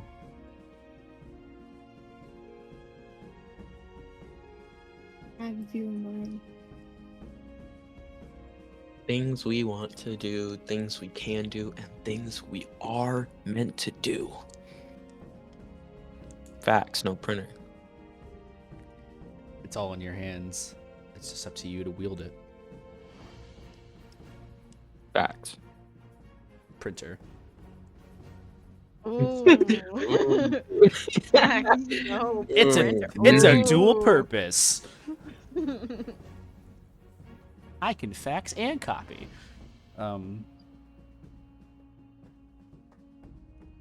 Copy, no fax. Is that a thing? I feel like I'm on Facebook. I feel I'm like sorry. I'm on Facebook. That's a mood too. Feeling like you're on Facebook? Yes. Sometimes you just scroll and you'll be like, ah, yes, family member that I haven't talked to in 10 years. I do care about your kitten that is now making another pose. Yes. Your child, I mean, sorry. Oh, right, because you're a cat mom. Understood. Yeah, their mother. You ever see your, like, I don't know if you guys are relate to this yet. High school friends that have, like, gotten into relationships, but there's multiple of them. And you're just kind of, like, staring at it, and you're like, man.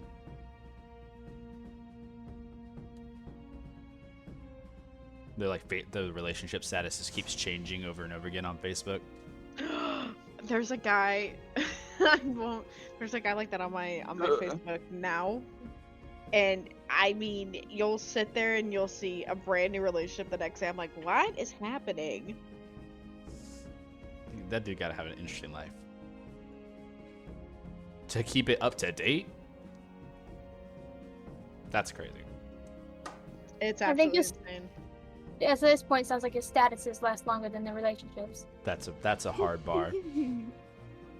I want to use that in a diss one day.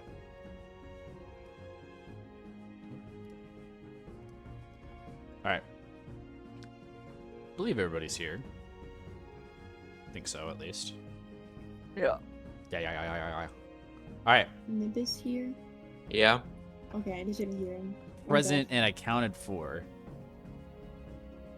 The session continues. You have a week of downtime between here and a city between to Halavar. We're making a quick pit stop nearby one of Father Cruz's recognizable places, unless you want to avoid such place. No, I think we should go. Everybody should feel the religion. They should connect. We'll be stopping at Solaria. While on the travel, you guys have a week of downtime. Things that you can do within a cart, when you stop or breaks, and on rests of things of that nature. These activities, for the sake of the audience purpose, is considered all-day events, and we'll each be participating in our own decided events and coordinate on those whenever something sparks from them. We're using a homebrew system for this. If you like it, use it. If not, don't use it. There's plenty of rules out there. Either way, we're going to start by having everybody roll initiative.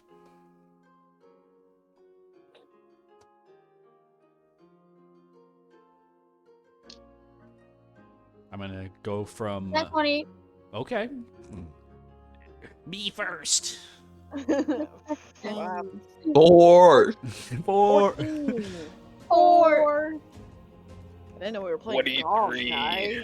23? Hell yeah. That's So crazy high. initiative. What's the total initiative for yours, Father Cruz? 19. I might respect the nat 20 in this, but we'll find out. Wait, hold on. Go back. You rolled a nat 20, but your initiative's you have a -1 to your initiative? Dude. Ow! How's that? Even though that was I possible. thought your proficiency went into your initiative. No, it's dexterity. It's just dexterity. Oh man. Dude, That's insane. Mimosa, what was yours? 12. 12. 12. Ymir had a good old 4. 4. 4. Even what'd you roll? A 2, Ymir? Yeah, 2 plus 2. Thanks. And 4. then thank you.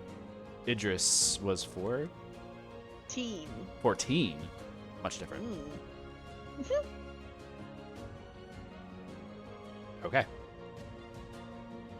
So we're gonna start as follows. I want to honor the natural 20, Father Cruz, and allow you to decide on if you want to grant Carnelian the first in initiative or not. It's up to you. No. Good. Please That's go real. first. Good. Please go first. Go ahead. Go on. That's. I want you to roll 1d8 first. We'll resolve that first. 4.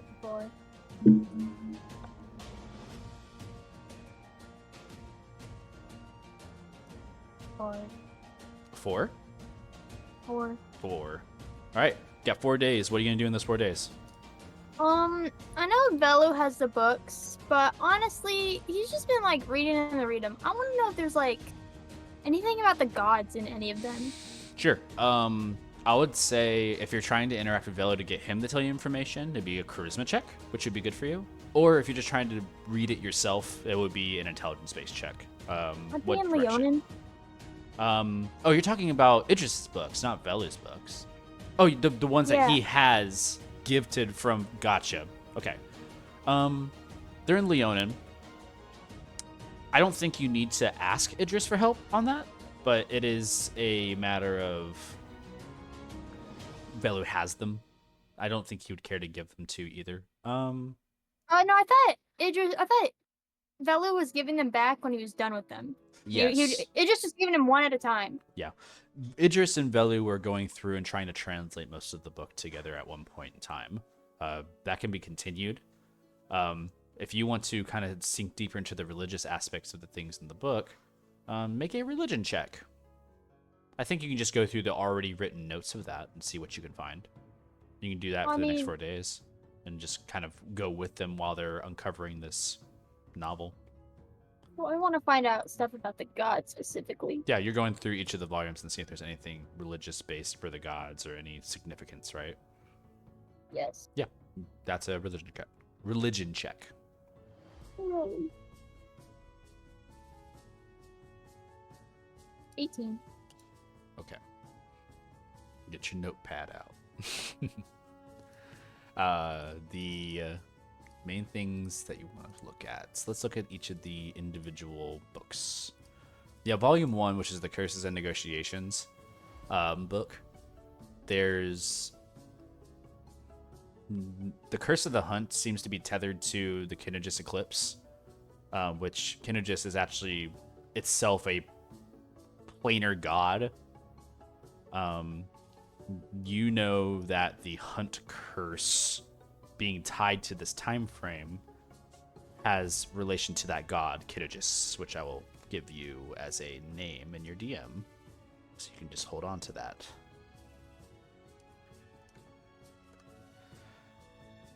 However, there's a bit more information I can grant you with these next 4 days, just in regards to that alone.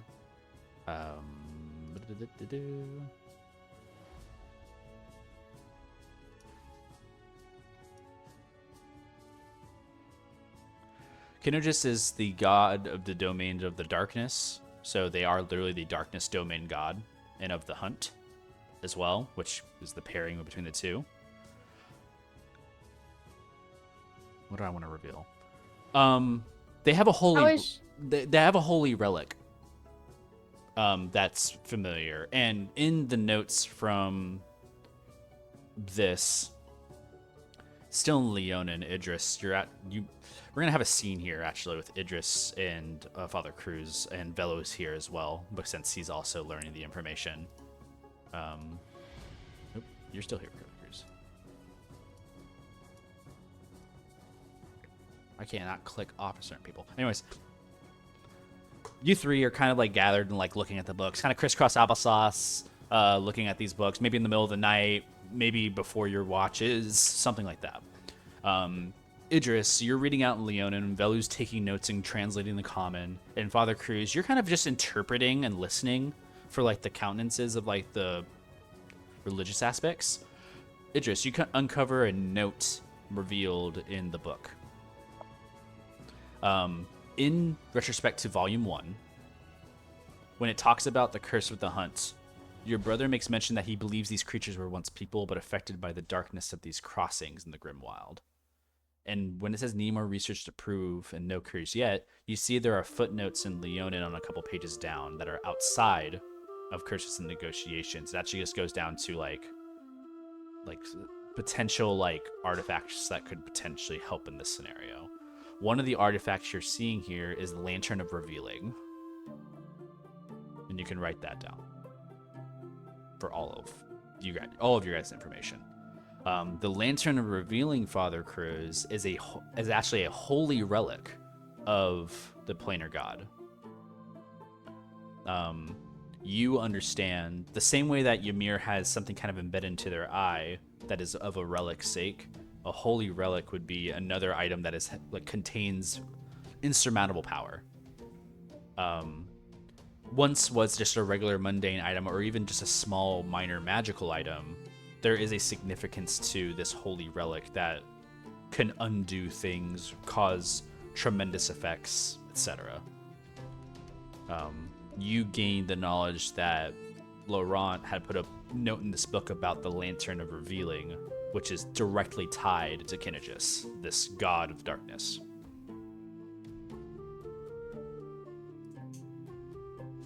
No real other notes about religion for Volume 1.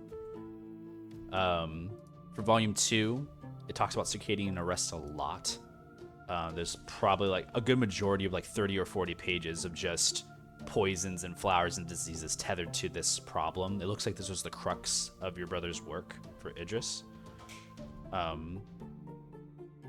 No religious tether to this at all. For cures and alchemical testings, it talks about the curse again. Doesn't mention the cure, such as with the artifact. These notes are also inconclusive. They were barely filled out and barely started upon. It looks like this was, again, not maybe a top priority in the notes of Laurent. However, it was taken note of. No mentions of any type of religious or godly aspects through the chapters that you guys have already peered through. The last thing in the Volume 4 is the deathly histories of Lychoreum. There's deaths of many throughout the world. The ones that poked out the most was like Lady Dulician for Circadian Arrest, Lyle Murdoch for the Fey Memory Loss. If you continue to go through these pages, you will uncover more and more deaths, and some of them religiously based. There is one note here of history that goes back to a time preceding most civilization on the Eastern continent, not necessarily for the West continent, but let me see if I can get you a little bit more detail on that.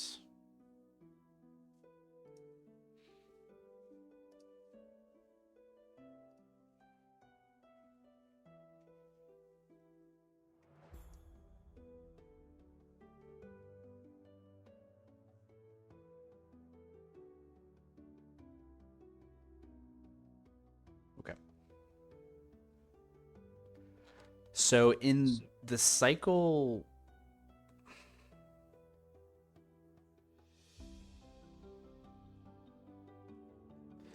I'm trying to make sure I'm correct on this.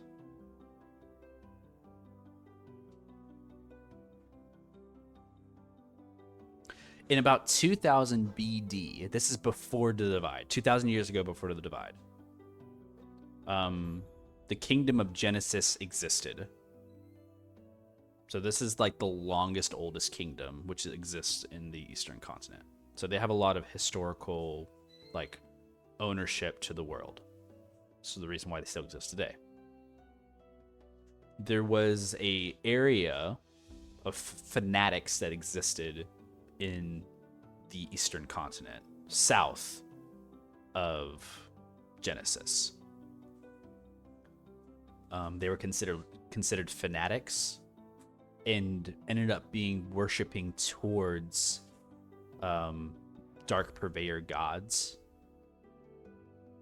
Some of these gods' names included some of the... They believe that Arcanium meteorite, when it was first discovered, was a god of its own. They believe that Magent, which is one of the other gods that existed in this world, they believe that Magent has sent these meteors to basically plague the land and destroy everything. These meteors would fall to the planet, destroy things, so that way they would rebuild and not... They thought it was a punishment. So they worshipped these meteorites as they came down as sought out destruction to the people.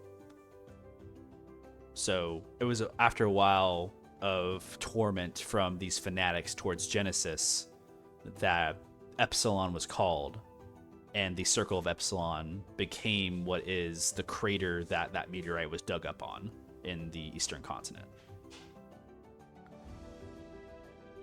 A lot of the deaths listed here, fanatics and people of the Eastern continent, a lot of them fall under religious aspect of still following that belief that Magent is a punishment to the world when these meteorites fall from the sky. And I think with that, all of you kind of gathered this information as relatively new, but from years and years ago. Cycle 50 50 years after the divide is when Epsilon became established as its own kingdom as the Circle of Epsilon, and that fanatic like cult was destroyed. It was. I don't think Father Cruz is even born yet. I think Father Cruz, you were born in Cycle 65, so this is about 15 years before you were born. Maybe like before even then. I actually don't even think that's even your birth. I'm pretty sure you go beyond that date. From today's date. Today's date is. I'll have to figure that out for math wise. That's a lot of math. But yeah. That you get all this information within the last 4 days. It's a pretty big heap. What month is Megan? Magent's month is in.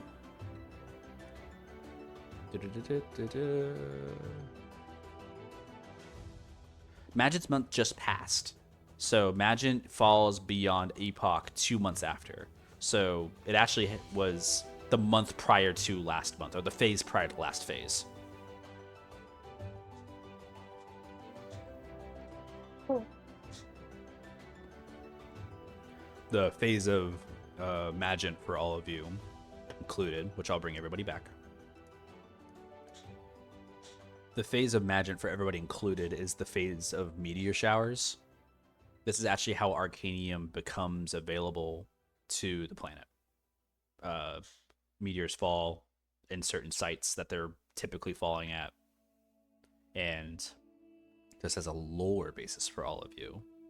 I think most of you don't understand the countenance of where these meteors fall in their locations. It is kept it's not kept secret. It's just not talked about.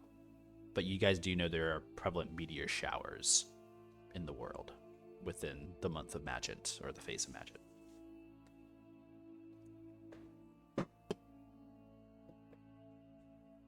So Arcanine wasn't mentioned in the book at all? Nope. The phase of Arcanine does fall under the Nova Knight, but this is something you already knew.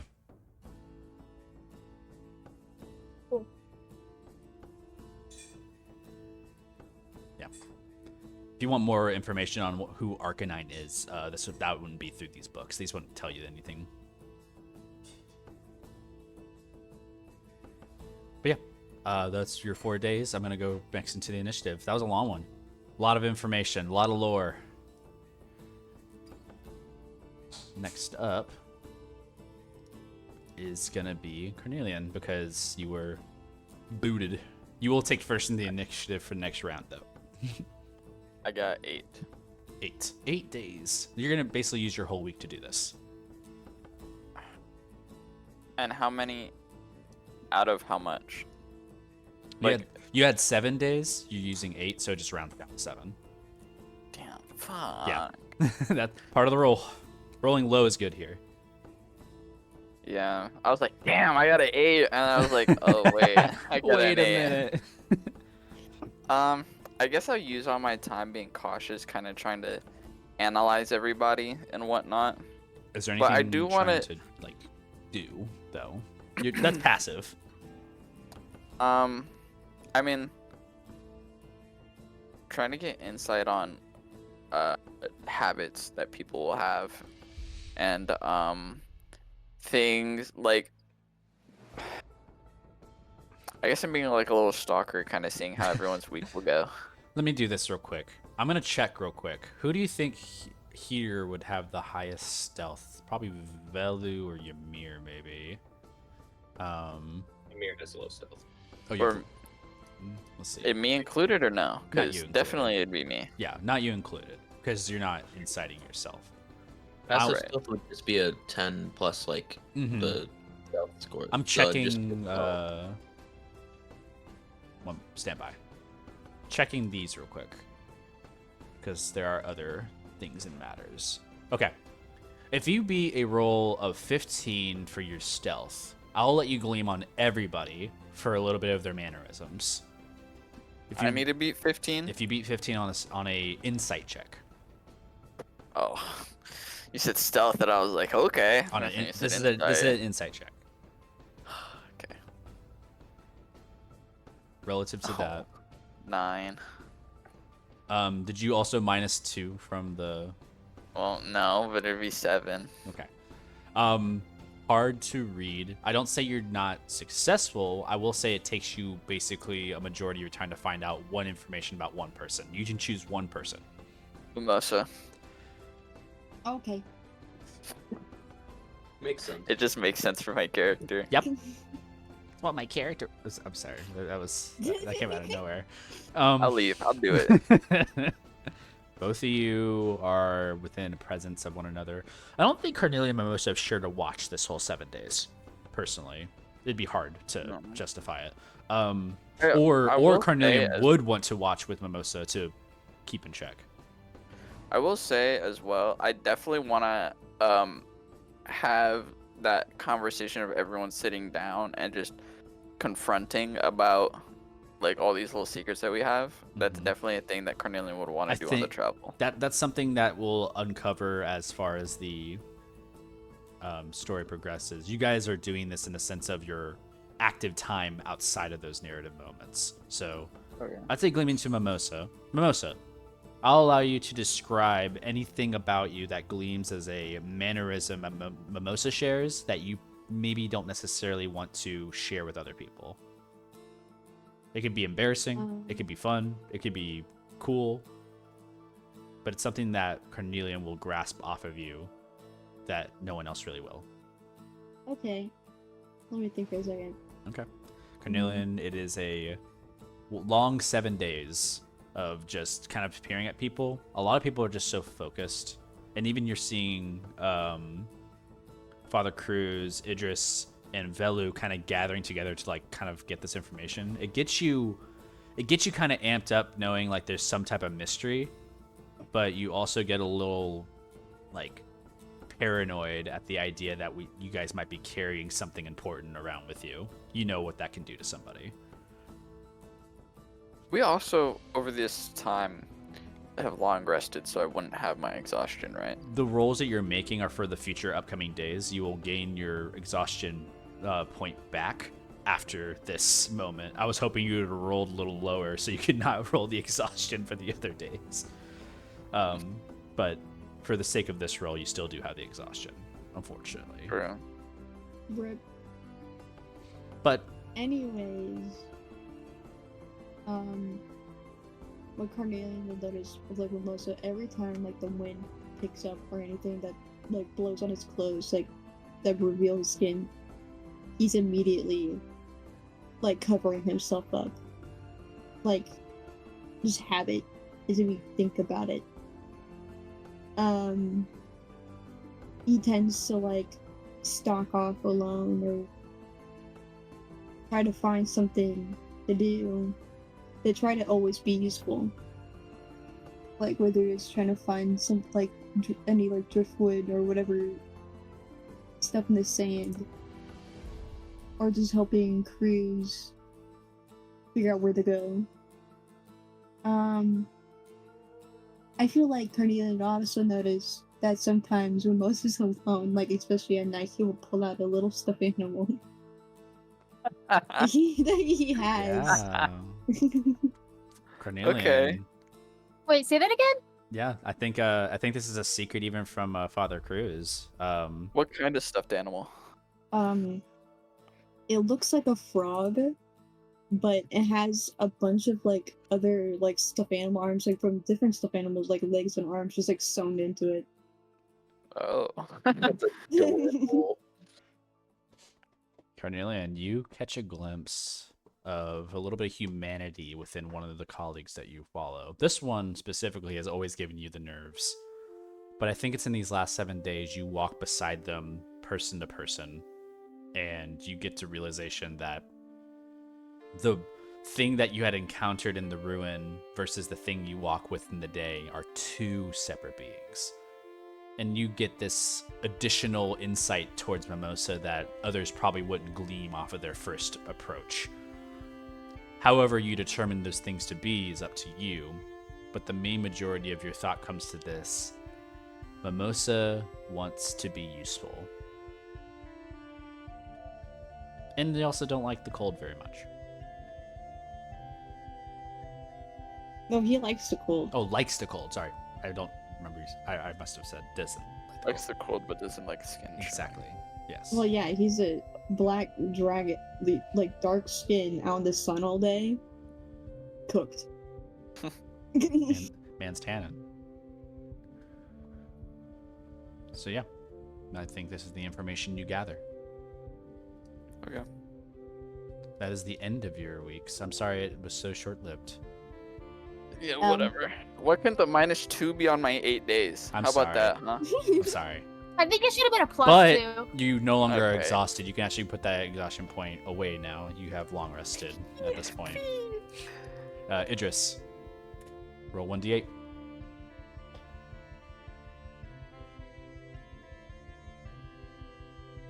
Four. 4. You and Father Cruz are twinsies. Yay. You did help Father Cruz out a little bit during his time. So, is there something else that you wish to do? Actually, yes. She would like to.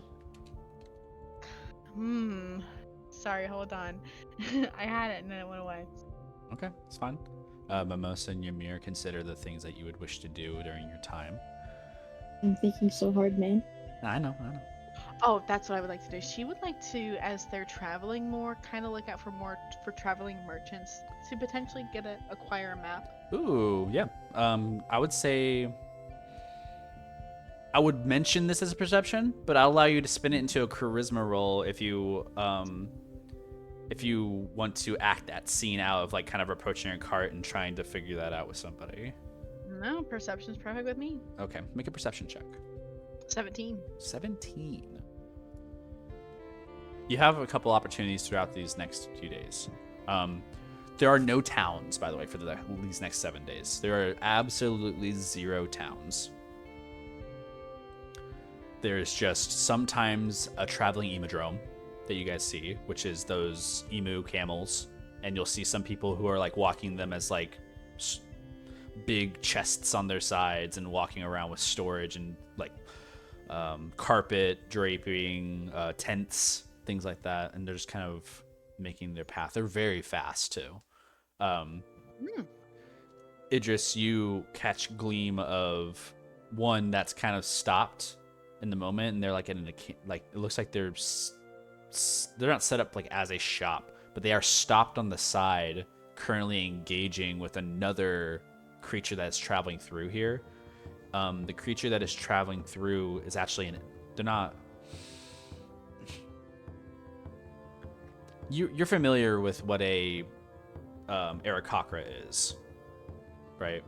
Like a bird type creature. This person looks like a buzzard in their way. Like they have like this darkened like complexion of Aarakocra skin, and they carry the same thing of like an osprey in their presence. And they look like they're in discussion with somebody who is like just local, or maybe someone of a partner of them. They have a bunch of things out and about. Is there anybody you would like to take with you to go discuss potentially getting a map? Carnelian. Okay. All right, Carnelian. Yes, you'll I get to be- do something with my other 8 days. Yay! And that is the reason we do it this way. You two approach the cart. You see you guys haven't been like face to face with an emodrome before, but the neck is a little weird. It lowers and moves itself around in that same way an ostrich would. So it definitely like inhibits a space of respect. The buzzard-looking Aarakocra, who is currently talking with one other person in a dialect you both are unfamiliar with, looks over to you. My friends, one hot day today. How was your travels? Long, how are you? Oh, it's something. Going through the infested sands, dangerous in the centers, but best scorpion you can find. Tastiest. Delicious. Really? If you know how to do it right. What can I assist you with, my friends? I'm curious. I'm looking to acquire a map of the continent here. Do you happen to have one in stock, or do you know I may be able to acquire one? Do not have continental map, but I do have location for the east.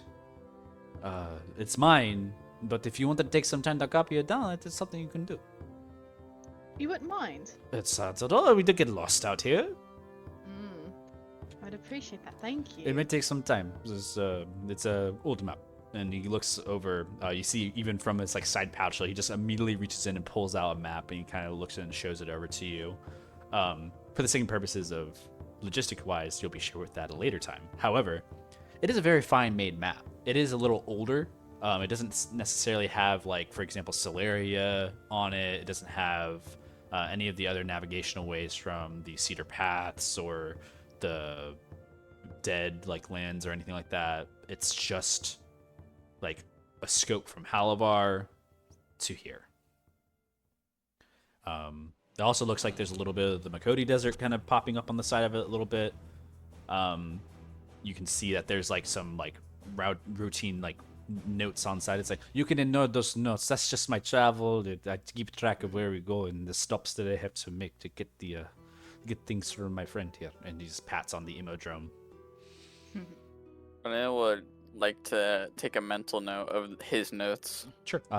You just kind of like try to remember those items and keep in mind the traveling path. Most of it comes from the Makoti to Halavar, from Halavar down to Solaria through the desert, and all the way down south to the ruin.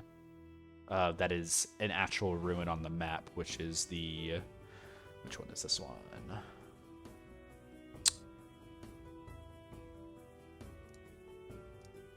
The Shrine of Zeos.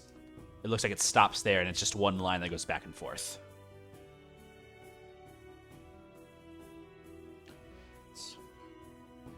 When you're taking that note and kind of you're copying over it, it just takes you some time to do so. It doesn't take you 4 days, but we'll say for the same purposes, doing 4 days of work in one day of being able to copy over this map and get like a lay of the land from basically from the Makoti Desert to Halavar to the Infested Sands until kind of the corner of the Deadlands. So a small snippet of a map, a puzzle piece, if you will. That'll do for Okay. now. And for free at that. Is there anything I can assist you with? I have some other things. I'm going to be traveling for quite some time. I have water, some rations if you need. It's a long know what? journey. If we could stock up on some water and get some extra rations, that'd be very And nice of you. I'm happy to oblige. I may need some help in the the financial situations Oh. of these things. It's okay. You don't want to. I'm not saying you have to. No. But I am saying it is You- a gracious thing. Do you have any arcane like attachments? Oh, or I do anything, or not like- carry any weapons on me. I'm a free man.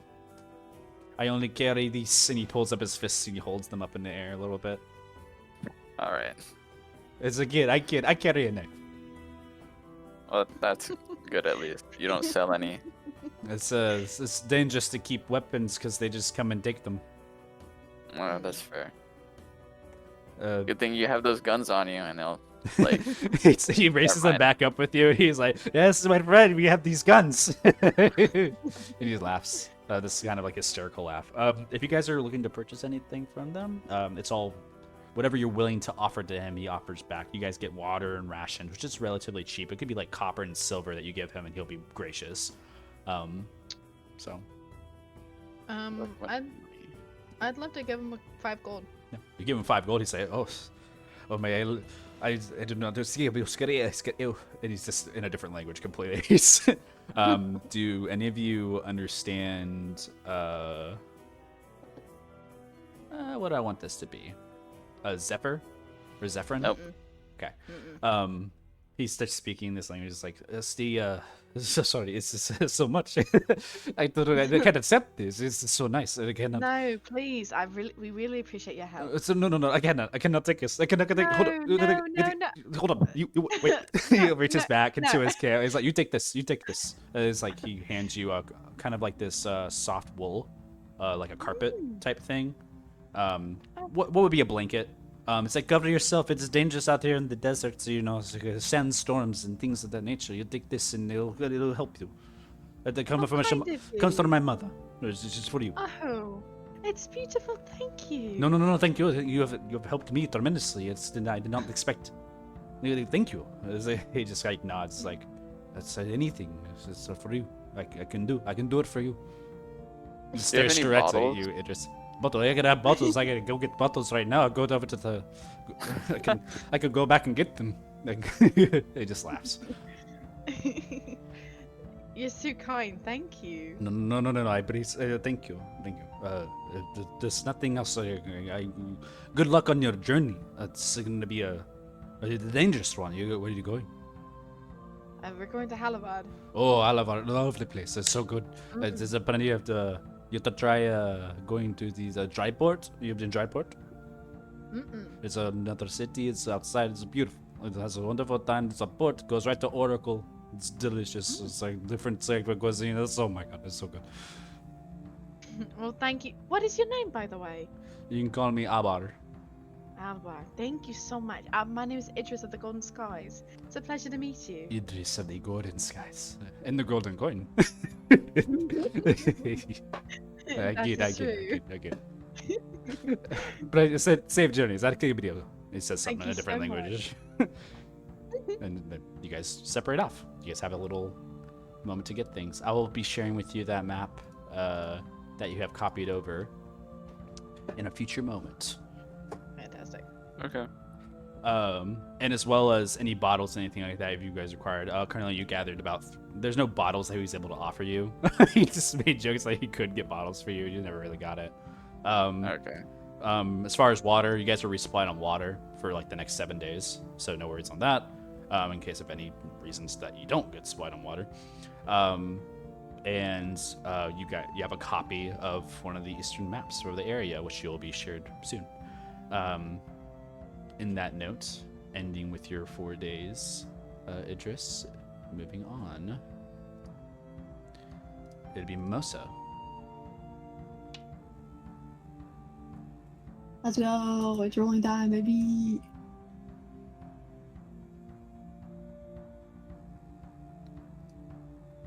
Number 3. What? Number 3, my lord. Number 3. What do you want to do? Mimosa is working out the first 3 days. Oh yeah, full athletics check for me. Mimosa Yes, is and aggravatedly working out.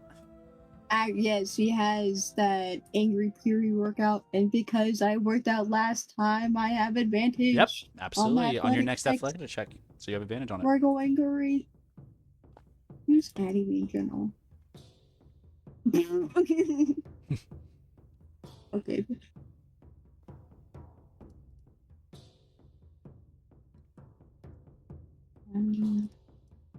Where is it? Hmm. 23. You rolled 216. That's pretty impressive. The working out in normal areas is fine, Mimosa. You're working out in the sand here. It is so intense to your normal workout regime because of one. If you ever done any type of beach workout just in real life? I It's hate terrible. sand. The It gets worst everywhere. thing, you try to do high knees in the sand, you just lose all hope in life. You are doing push-ups, you're using the cart to do pull-ups. There's full moments where you're kind of doing these suicide sprintings back and forth, and you see Bongo from the distance who's kind of putting his hand up and marking you down for time, as you're going past back and forth. He does occasionally fling some hoop at you still to to get you motivated to move forward and kind of dodge. You're getting your agileness out of the way. It's a successful working out regime for the next 3 days. Again, you'll gain advantage in your next athletics check. Additionally, Why?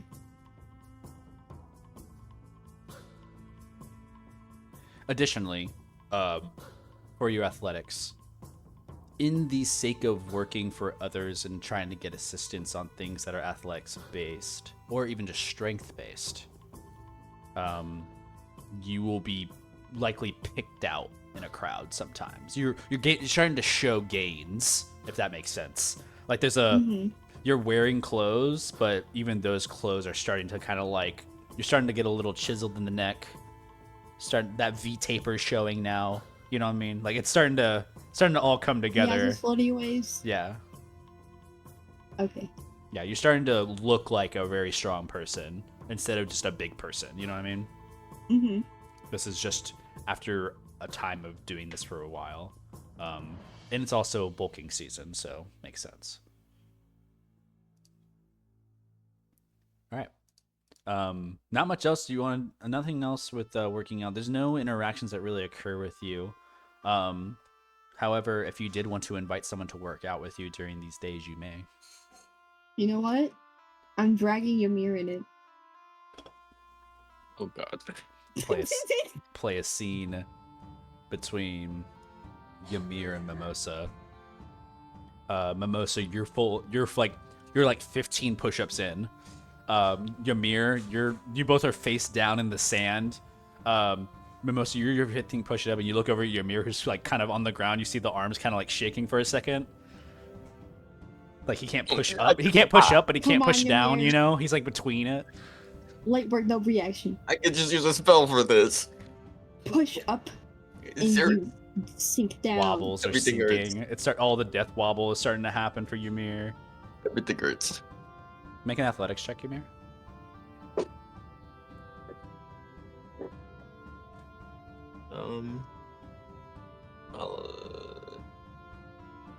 That is 11 minus 2, so 9. A 9. You find the wobble with your face meeting the sand for a second, just like landing into it. Mimosa, you pop out 5 more before you get up and pick Ymir up off the ground. Mimosa is just gonna start, I forgot what it's called. Shoulder pressing him. Ymir, you're just kicked up off the ground and you're in the air. This is actually the favorite part of the workout for you. This is really nice, but I'm tired. There's a lot of sweat. It's like Mimosa you're full bulking right now because out of the weights you could be lifting, like Ymir is like the dead weight for you. It's like lifting the bar basically. This is like your high rep workout with using Ymir instead of like basically your hammer, which would be the other option. I think your hammer's actually heavier than Ymir, maybe. That's hilarious. Not sure. I haven't thought about it. But in efforts of working out Ymir, you had an opportunity to also gain that same athletic advantage. Unfortunately, you just can't keep up. Fair. It was a nice thought though, and you almost had it, and you felt that soreness the very next day. Like it was you did it for one day, and you're like, oh, I'm gonna go to the gym, and then the next day you're like, I'm so sore, maybe I should take a month break, like that was your mirror the second day. We'll return back to everybody else. And speaking of Ymir, it's your turn. Roll a d8 for me. Okay.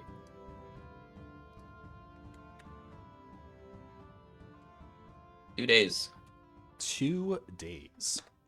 What you want to do? Ymir is going to hang out with Bongo and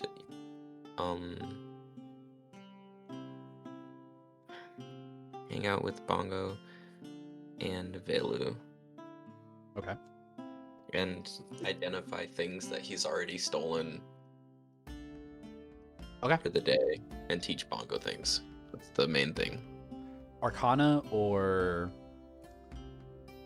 do you want to have it more of a focus towards Bongo, or do you have it more of a focus towards identifying these items? Because you can identify the items no matter what. If you want to be more centered towards Bongo, it would be an animal handling check. More focused towards Bongo. Okay, yeah, animal handling. Things. 17. Okay. I want to try and identify the 3 silver potions that I gathered, Right, yeah. the fangs that I gathered, and the acid vials, and try and describe their inner workings to Bongo. Okay.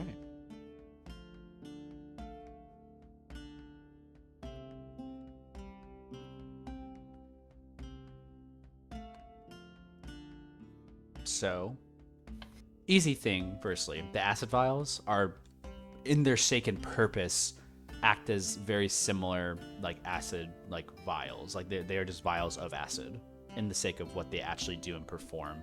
Do damage when you throw it at something. They'll shatter if you throw it. You can also coat a weapon in it for a one-time use. So you can potentially pour the whole thing of acid onto a weapon, and that same damage would be applied on that same attack if you hit. So, for that sake and purpose, you understand the mechanism of what the vial of acid does. It's not magical. It's just a liquid that you have pulled from the Ankeg that were destroyed in that ruin. The silvered potions, however, gets a little bit more into depth.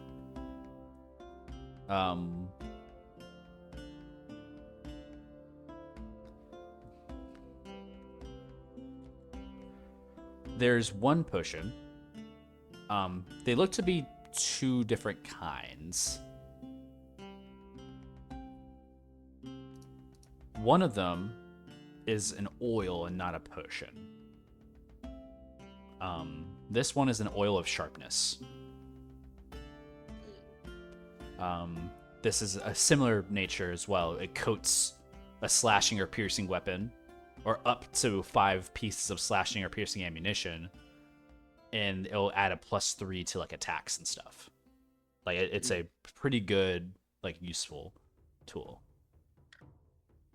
It applies for like a minute. Like, you have to apply it for a minute, and then it's for use for 1 hour. The other two potions are potions of climbing.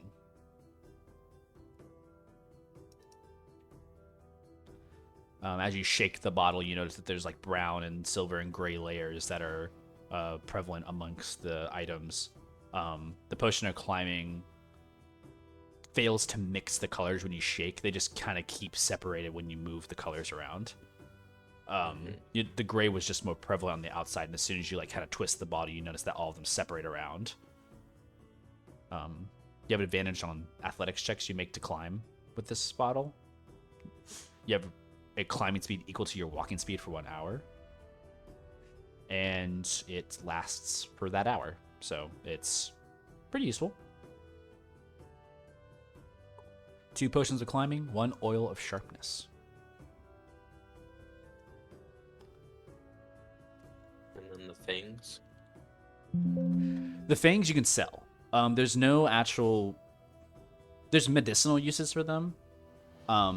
They can be used to inject things for a sense and purpose. They also are used to cut things. You wouldn't be able to identify them with magic. However, you would be able to understand with your just basic knowledge that these things are sharp and can be used to like cut like rope or maybe even like metal potentially. I'll show what the fang does. By like cutting maybe like a piece of meat or food that we have, and then I'll wrap a piece of cloth at the end of a fang as like a handle, and then give it to Bongo. You can use that as like a tool to Bongo but don't kind of use- like immediately goes butterfly knife style, this guy tassing into their hand a little bit. Okay, you might accidentally cut yourself. Please do not do that. It's like switching around. He's like doing it through his leg and shit. He's just showing off. He stops, kind of holds it for a second. The fang is actually as big as Bongo, by the way. This is not like a tiny, like, your size fang. These fangs on the Ankeg were as large as like maybe 2 feet big. So it's like a long sword for him. Cool. You know, an Ankeg fang in its nature doesn't do real damage. It does cut though, so it will be definitely a tool in the arsenal. You see that immediately Bongo takes it, slides on their back like some greatsword, and ties a sash around with the cloth that you gave them. They have made basically a handle and a helm for holding this Ankeg blade behind their back. Fucking sick. And also, this is just a little note for you for your animal handling. You also notice they have also tied a bandana to their eye, as well, to mimic you. Okay. You look awesome. And just like kind of laughs a little bit differently than your normal sense. It was a little strange.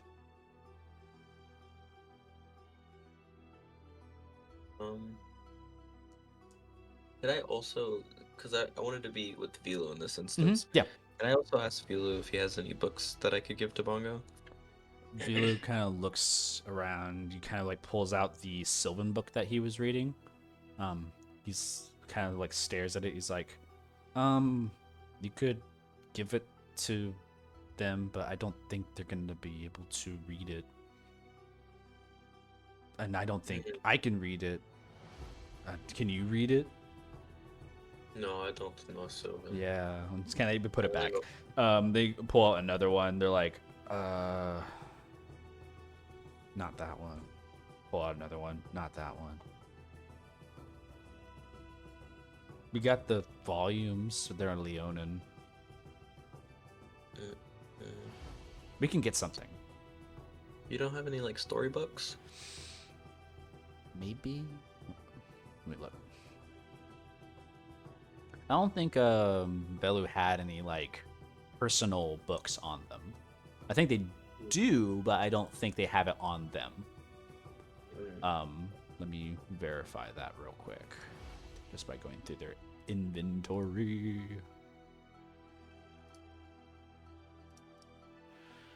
They have spell scrolls. I mean, it's really the majority of it, though, unfortunately. Oh,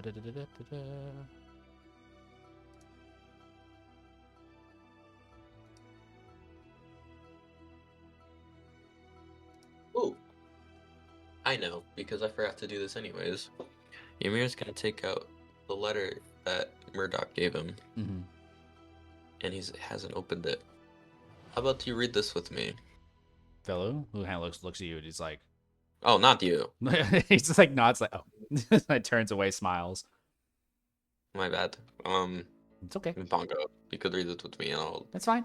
send it out. Oh, sorry. Are you sure it's okay? No. You read it.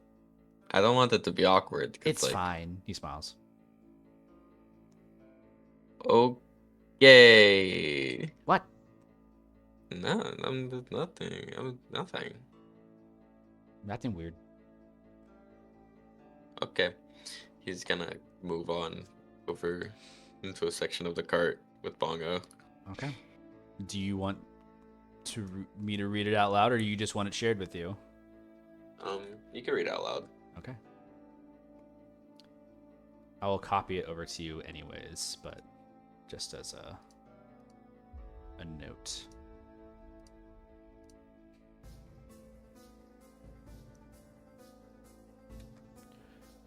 Copied over to you, sent to you. It reads, Alaric, it has been some time since my retirement from Blazon Academy as your transmutation professor in Cycle 379. In the last 10 years, I've dedicated my time back to my estate on the East Continent. As you were aware, Lyle had a legacy of heroism and adventure before his passing, thus intrigued with putting me on the path of your school. I owe a lot of gratitude for the time spent in Genesis as a professor. Many lords and ladies are now amongst my sending scrolls from time to time. However, Al, now I devote my time to higher callings of Arcane, such as the rest of Magi and Kanto, to break through new advancement and discover how we can build a new age of wizards and warlocks. I have taken under a ward, a genasi from the Makoti Desert, with an interesting affliction, one whose power proves far greater beyond my control. It terrifies me to say that there were moments I felt weak in comparison to this young man. With the right guidance, I believe Ymir can untie this knot of potential that he's been trying for the last 7 years. We have made great progress together, but my knowledge of transmutation is only a scratch on the surface of what this young sorcerer needs. Take this letter of recommendation for Ymir and Id. I know you will make the last call in this choice, but I will remind you of those times where we both reminisced on something greater beyond ourselves. I would not send you a missive unless I found otherwise. Professor Dolores Murdoch. Ymir's like in tears. Bongo's like putting a hand on your shoulder, and also kind of like sniffs a bit. I didn't know she really cared about me this much. Ooh. And he's like, and there's like droplets of tears, soiling the paper, but he prestidigitations it back to dry. Yep. It's a wonderfully written note. He'll wrap it back up and mend the seal as if it was never touched before, and then he'll put it in his bag and smile for the rest of his day. Yeah, that's all you do. Velu kind of like looks over at the two of you and just kind of has a moment where he like smiles and just kind of like looks at the rest of everybody else. He'll be spending some time doing his own meaningful things.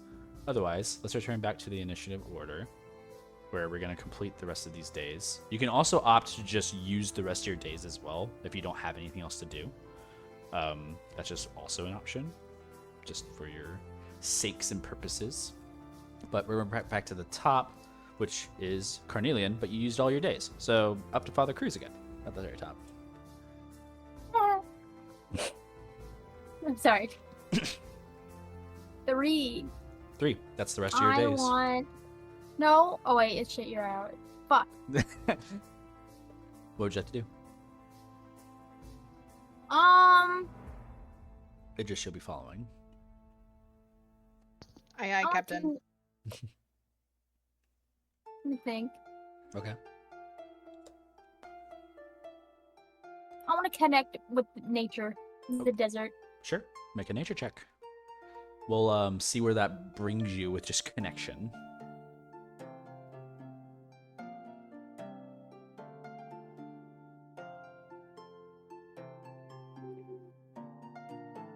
Ten. 10. The infested sands have their name for one of many reasons. One is just the large amount of like insectoid type of beings that promenade around the area. You choose a careful path in your travel through the infested sands, Father Cruz. However, there are moments of spur when you're on the cart and you look over to the right and you swear you see like insectoid human-looking forms just running across the dunes. And you like kind of like double take for a second.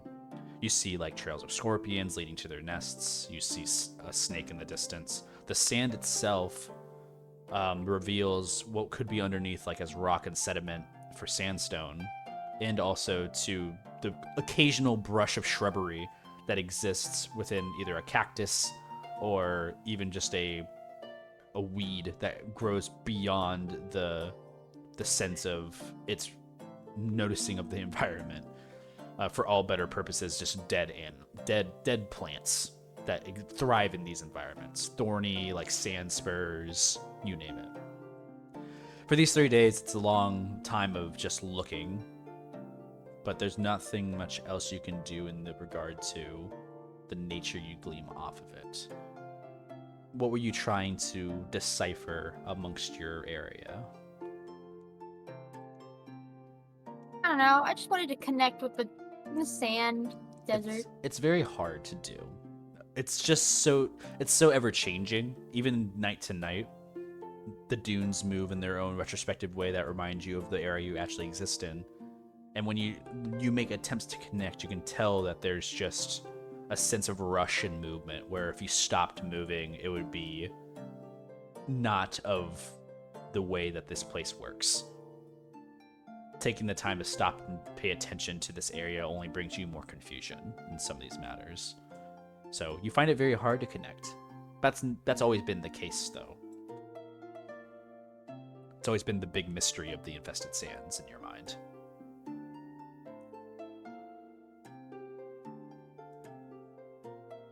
Is there anybody you'd like to share this with?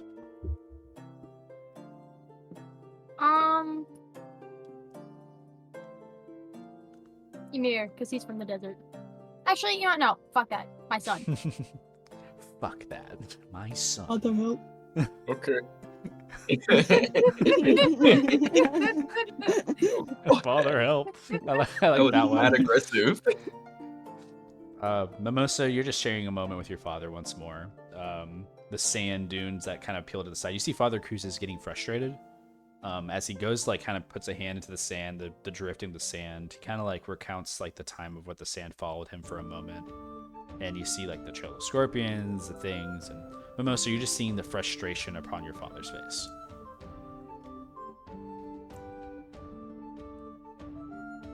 Father, I think you're trying too hard. I think I'm not trying hard enough. Well, I don't think nature really tries at all. It just does. Maybe that's what you need to do. Just No, Just just does? is gonna be standing there awkwardly, scratching his head. I don't know. I mean, I don't see Sand trying. He just sits there.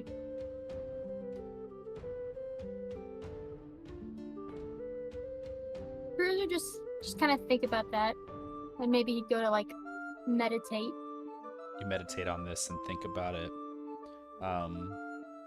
Mimosa, you kind of share those words and see that there's something of a longing in the sand, being in this area. Mimosa, just in a simple gleam, you can tell that there's deep-rooted connection to the land and what Father Cruz would have as far as like, this might be a firbolg trait more than it is him. You wonder if there's some type of like longing that he has to understand nature, where you're sitting there like you're just saying, oh, maybe it just is, and it just doesn't settle right. You wonder if this is just a thing for firbolgs, or if it's just a personality like thing of your father, where he's starting to become a little bit more nostalgic with the things he's doing. So just something in passing as far as a thought goes. Otherwise, unfortunately, Father Cruz, with your skill check for the few days, you really don't connect too much with the nature around you, unfortunately. Stupid fucking sand. You're right. I mean, you're right. Idris, D8.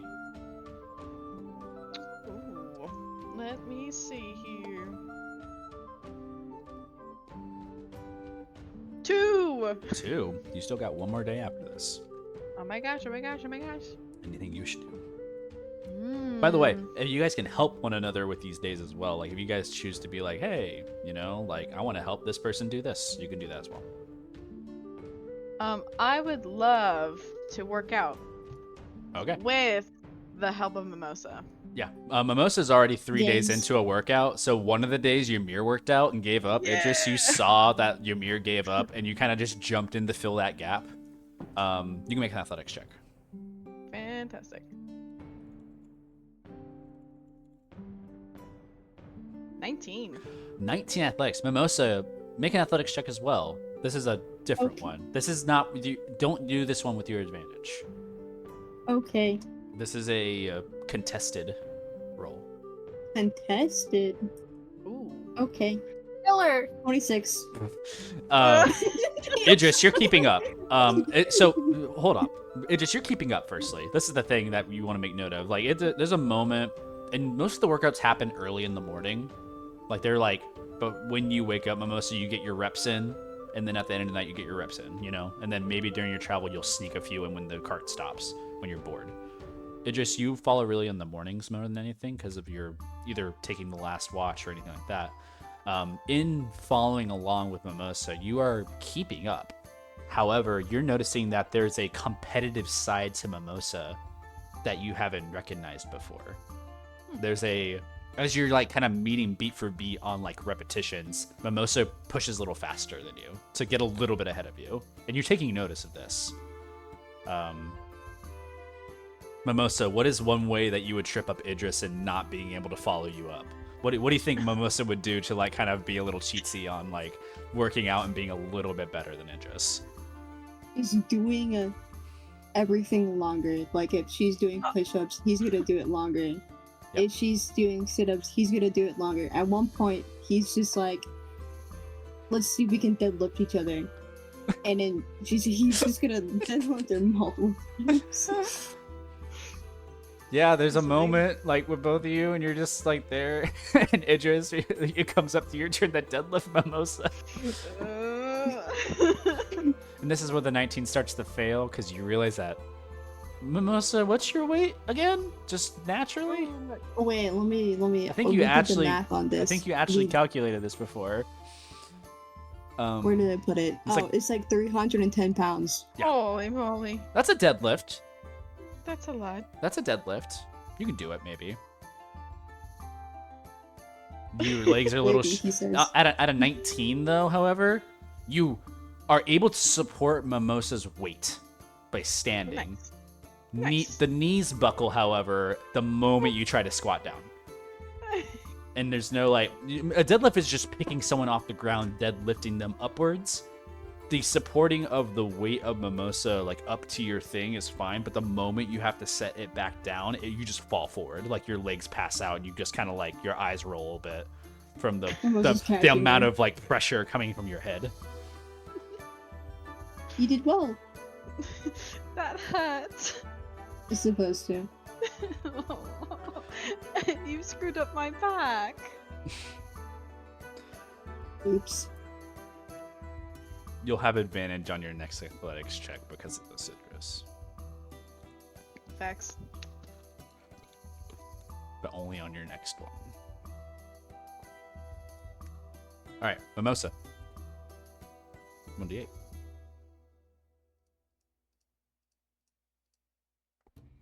All right.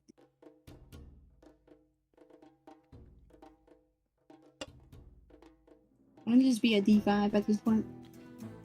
I mean, you can use the rest of your days if you want. Okay, well, I don't have a choice. Did you roll? A 5. There you go. What do you want to do? Honestly, Melissa's gonna spend the like rest of his time just like stargazing. He's trying to like read the stars for himself. To, like, Ooh, okay. A nature check or a survival check? A nature check will grant you constellations, like to spot them out, and a survival check will grant you direction, like being able to navigate.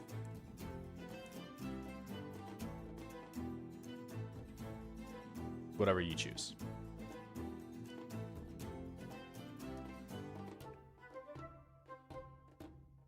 I'm choosing survival.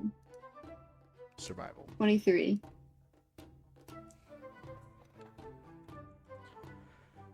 Mimosa wants to know where his old house, which direction he thinks his old house is. Well, definitely north. Mhm.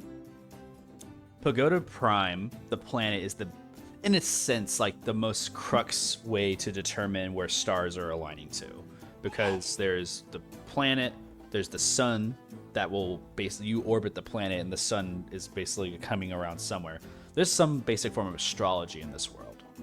However, when you're looking at the stars and the pinpointing them, the moon's circulation doesn't match the turn of the force of the planet, so you actually rotate in an opposite direction from the planet, so you actually end up facing the same way as the planet as it goes around the sun.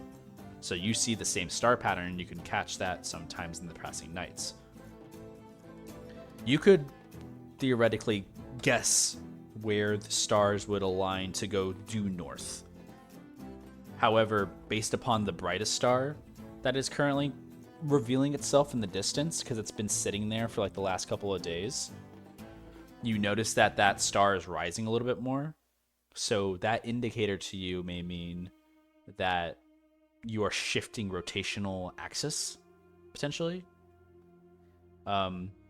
Due north for you is actually where you're standing, going towards the beacon, and you're noticing that as well. There's some stars that might point you out, and you see kind of like trickles of those moments in the stars. Let me see if I can get you one thing here.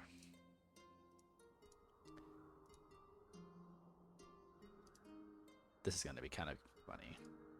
Well, not funny. It's going to be interesting.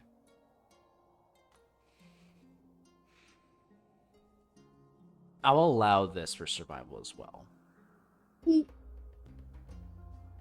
there is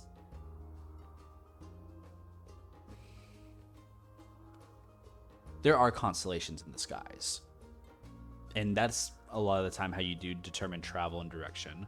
But constellations only appear during certain phases of the time.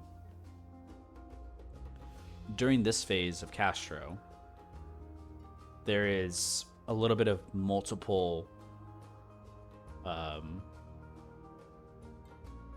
you can see tail ends of a lot of different constellations, I would say.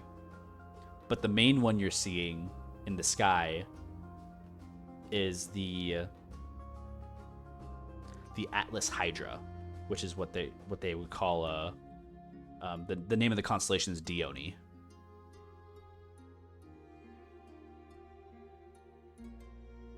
Dione. It's supposed to be like the beast association of like snakes and amphibians and the domain of water, the Atlas Hydra, which is like a gigantic titan of multiple heads and different star parts. How high did you roll for your survival? How high was it? Yeah, what was the roll? 23? Yeah.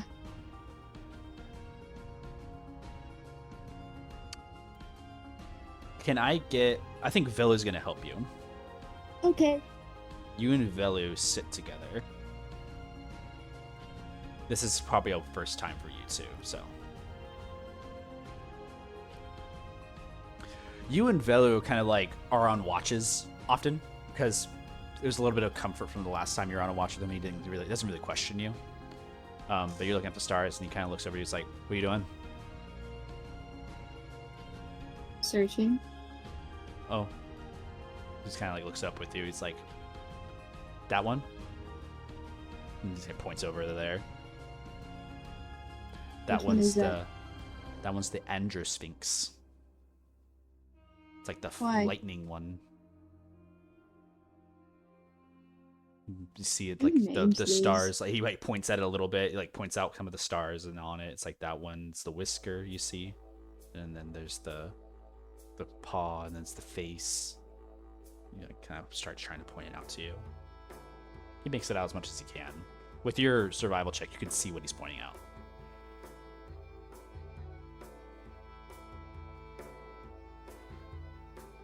He says that one's called Zapparus.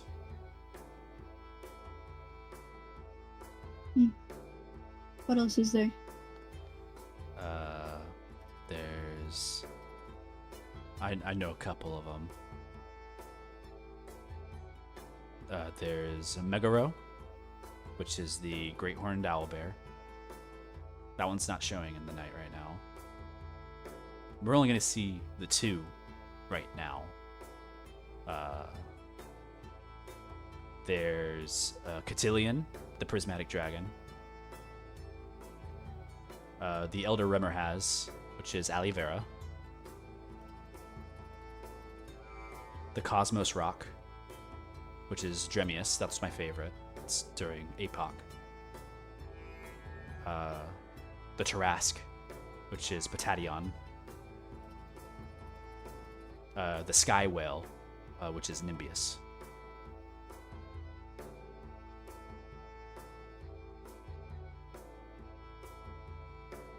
Which one leads to the tundra? Hmm? Like, way up north.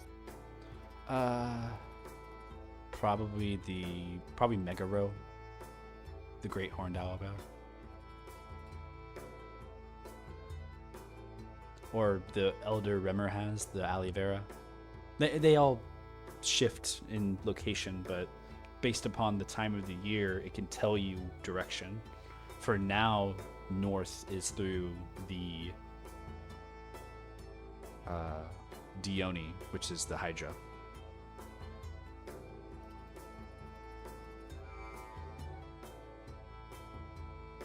You kind of gleam with Velu that they have some knowledge, and this kind of comes back from something that you just didn't know.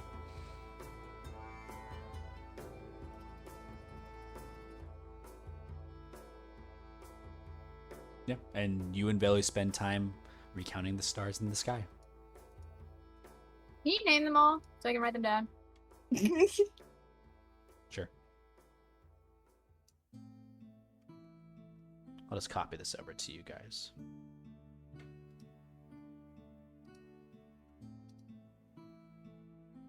And don't worry, you guys are all going to get sappy on it.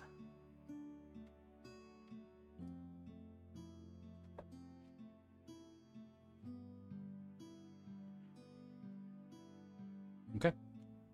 After that, it's going to be... Who are we at right now? Like, lost track. Ymir.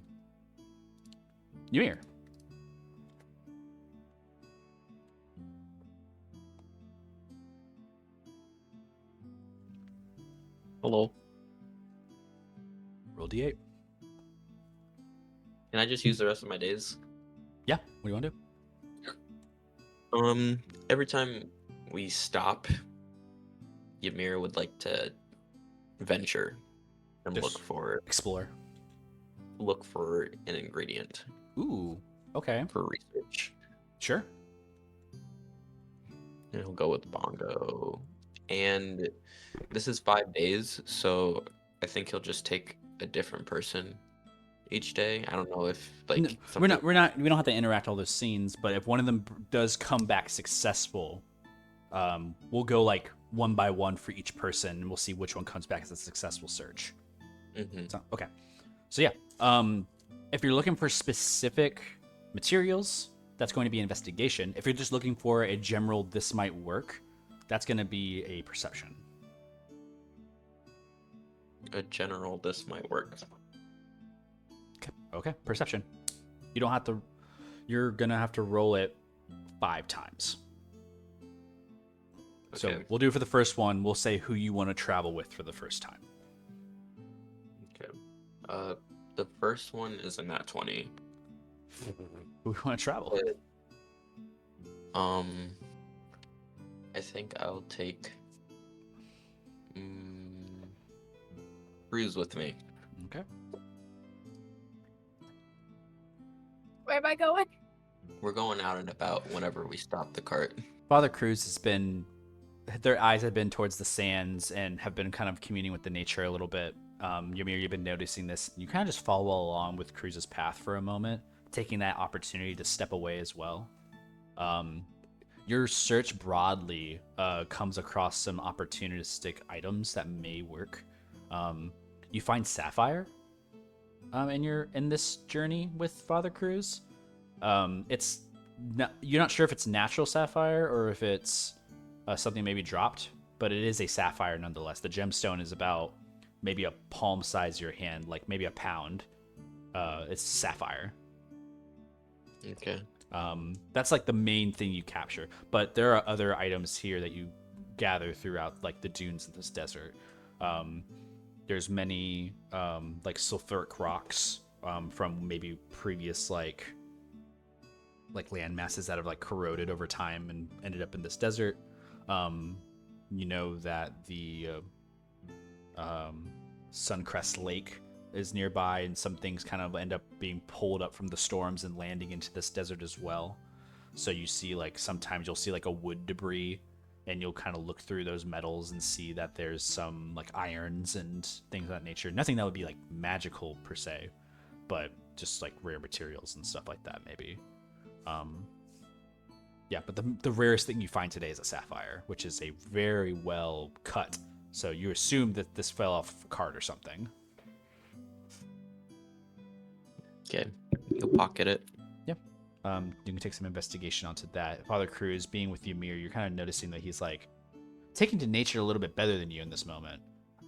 You see that he's not really interfering more than he is just kind of like following you and then just, perusing in a different direction.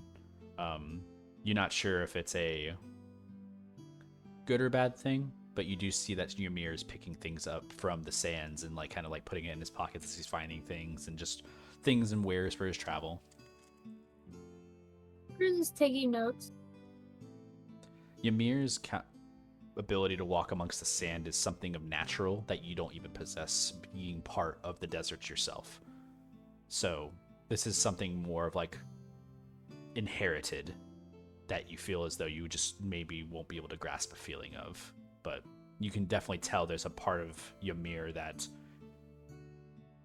emblazons a deserty like feel to them. You can see that more than ever now in this moment. We could say Ymir's really hot right now. Okay, we're gonna go back. Is Cruz like checking me out? Cruz was definitely checking you out. Oh, I thought you said helping. Good guidance. Oh, I already made the roll. Yeah, it's all done now. Oh. You just got caught gawking at him, that's all. If you want to keep going out and doing checks on these days, you may. These perceptive checks may not yield as best as results as you did for your first natural 20. However, you may find some other interesting things that aren't necessarily items, maybe locations, or perhaps like tracks of some nature, or some type of thing left behind by maybe a traveler, if you want to continue looking. I will. Am I allowed to, on the first day, it being so successful, am I just allowed to try and research the thing that I found I'll allow to see that. if I can actually use it? Make an Arcana check. Guidance. And with that, Father Cruz gives you guidance. Okay, that is okay. And then guidance is how much? 1d4. Okay. Okay, 3 plus 13 plus, so 16 plus 4. Are you using your So- tools as well? 30, 20. Oh, yeah, I guess I am, right? Mhm. Alchemist supplies. Yeah, so you would get with advantage as well. Oh, okay. Oh, that's one better, so 21. Cool. Sapphire is a very prominent tool, and it's actually used in a lot of spellcasting spells. This is a good candidate for maybe unlocking something within your untying that knot of yours. You'd have to do some like live testing. However, you feel as though Sapphire has a good like connection to necromancy and also to divinity. The two channels that Sapphire pulls from directly are solely based on its ability to channel light from the moon. So there's a lot of cool aspects of that. I think in this moment, since Cruz is helping me, you see a glare of happiness that almost correlates to insanity as Ymir's eyes widen and he smiles a sinister grin. Oh, finally. It's been so long, honestly. And he will he'll pocket the gem for now. Yep. Easy enough. You'll have to take some time to maybe like work through the kinks of trying to cast through it, making an arcane focus out of it, or even integrating it into your current set. But given some time, you can maybe find another surge that you'd be able to use with this, or at least like a forced one. So yeah, it's definitely has promise. It's right cut. It's honestly a pristine gem. You're actually surprised you found this. Exciting. Yeah. I'll give Bongo a high five. Bongo high fives Then- you back, and he just kind of like looks at it for a second. He kind of like again pulls up, looks at the light, nods his head, heads it back to you, very civilized.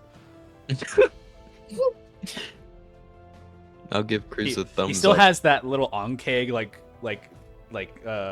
fang on the back, and he like kind of like grabs onto it, and he kind of like gives you like a weird like anime smile with his teeth. Okay. Cruz will give Ymir a pat on the back. Thank you for leading me through the sands. I really appreciate it. How do you even... What? You've lived quite a long time and you've traveled through everywhere. So you were born here? No, I'm from Halabar. Oh, yeah. Sorry. I'm an idiot. But why did you spend so much time here, though?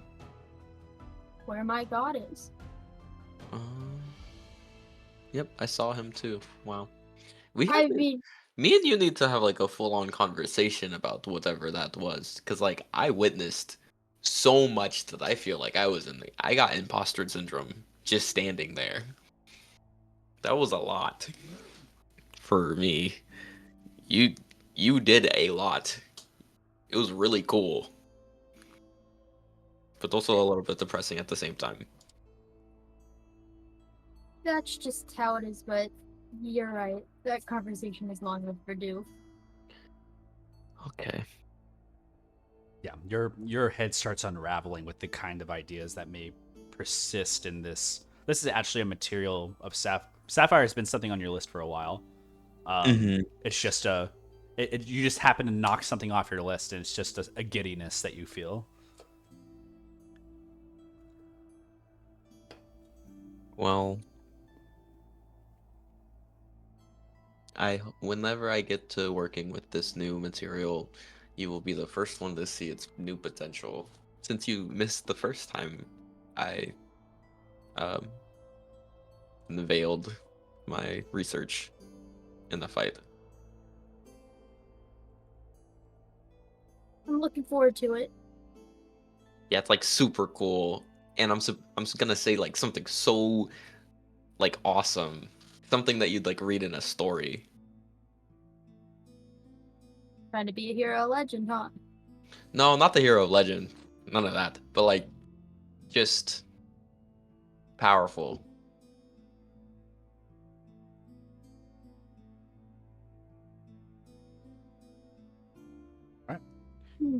Oh, okay. All right. Unless there's something else you wish to say, it's a hard line to follow up. It is. Yeah, And Ymir's he's just always he's smiling. He's so happy, but it's like Don't break a that. little scary. Can I just see that sapphire real quick? Tosses it. You monster.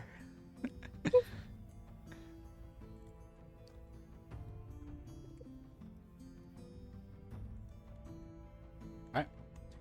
If there's nothing else, let's move on to our last days. Sorry, this one's taking a little bit longer. I do want to make sure we get all these in, though.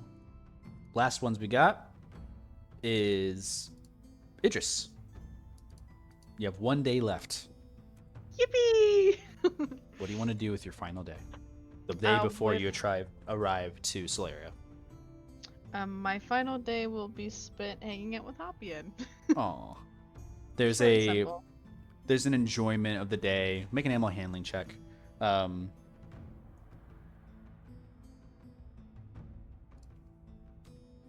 17.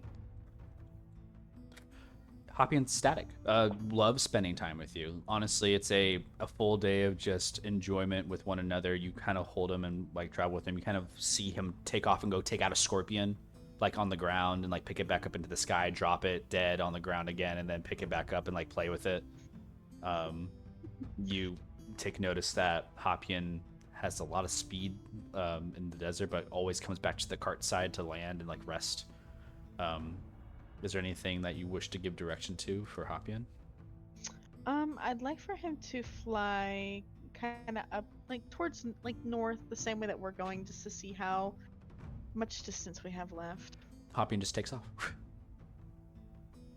Basically, about an hour passes. Hoppian returns and just kind of lands on you. Mm. No sign. I don't know how you're gonna be able to tell.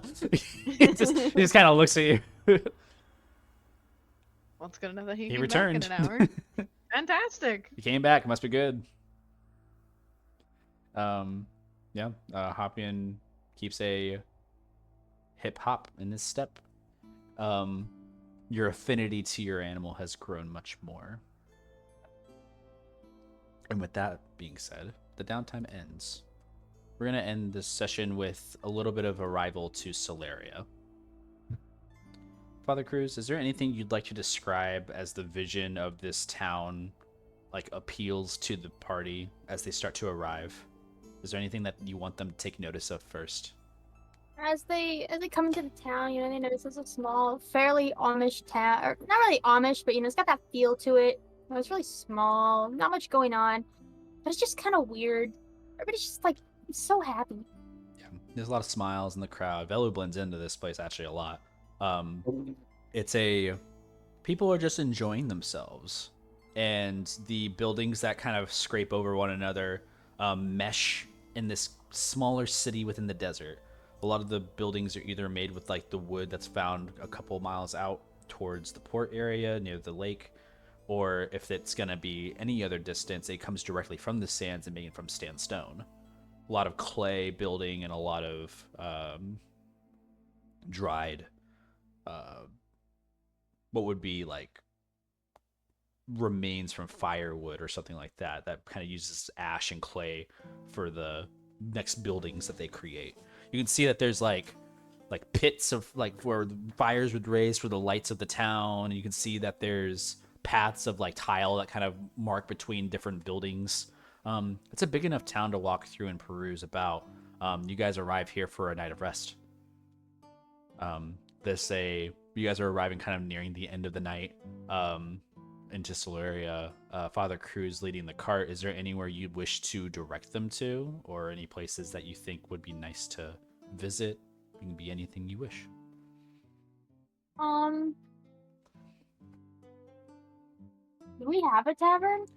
You can make one up right now and it would be perfect. Yeah, we have a tavern. It can be anything you like. This is your world now. The tavern emits this beautiful it has flowers that kind of bloom on the outside because they still remain from the days of practice from when you were deciding on your paladin ways. There's a part of it that kind of reminisces the feeling of the same taverns that Mimosa had once went to it a long time ago as well. There's that reminiscence to it. With it being an almost all like dry birch like build, it accompanies like a clay like orangey color on the outside, while on the inside it's warm and welcoming. There's plenty of people who are among the patrons within this tavern. However, we do find ourselves surrounded with many different people within a new city of Solaria. And once again, in a new tavern, Ymir and Velu finding themselves very comfortable. You guys leave. You immediately shift the cart into its suitcase form, Father Cruz, and just walk inside with the rest of your group. A couple chatter. People I'm walk also in go the straight to the direction. bar. Some people look in the direction of you, but no one really bats an eye of like the differences that you guys have. Everybody seems kind of calmed in their demeanor. You guys are a very ostentatious group. However, in your arrival, you see that there is currently a what would be like an elvish bartender. They look at you, Mimosa, and they kind of like stare at you for a second, and they're like, Mimosa. And just like have a hand out and grab on to hold your hand. Hi. See you again. I almost ran dry.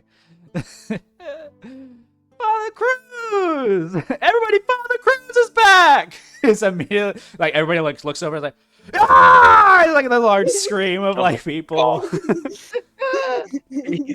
And a bunch of people stand up, Father Cruz, and come to grab you on the shoulder and shake your hand. And like, there's a lot of people who are like, we've heard of what you did in Oracle. Like, there's a lot of notes and things, Mimosa. So you kind of get that crowdy feeling, like immediately shudder to your space that you're familiar with at the bar.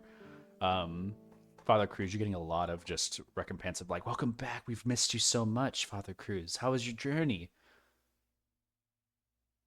I'm gonna like pick up a random guy, put him on his shoulder while he boasts about it. Oh, look at me. I'm up here.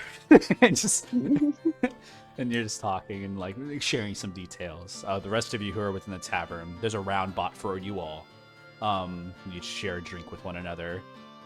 There's merriment, a splendor of the night, as you guys kind of arrive in your first civilization in the last 3 weeks. Ymir and Velu already feeling the remembrance of just sharing a drink with one another. Velu goes to attempt to walk behind the bar and just reminds himself that he does not work there, and immediately gets shifted back to the place where he was before and just like remains quiet with a smile. Ymir, you look around and see some of the liquors here are not familiar. to what your normal visitors. Some of these are like wine, mostly. He's gonna try them all. There's a round of just wine glasses and tastings that you're having, little tiny shot glasses of like wine tasting that you're just getting drunk off of. It's just there's too many to count. They're dry, red, white. There's some like flavorful, like Pinot Grigios you're just throwing up and back into your mouth. The grape wines. There's just someone who walks over. It's like, you try this whiskey right here, you man. It's like an actual glass. Yes. Then you're like, just take it down. I need you to make a Constitution saving throw. Whoa! Let's go.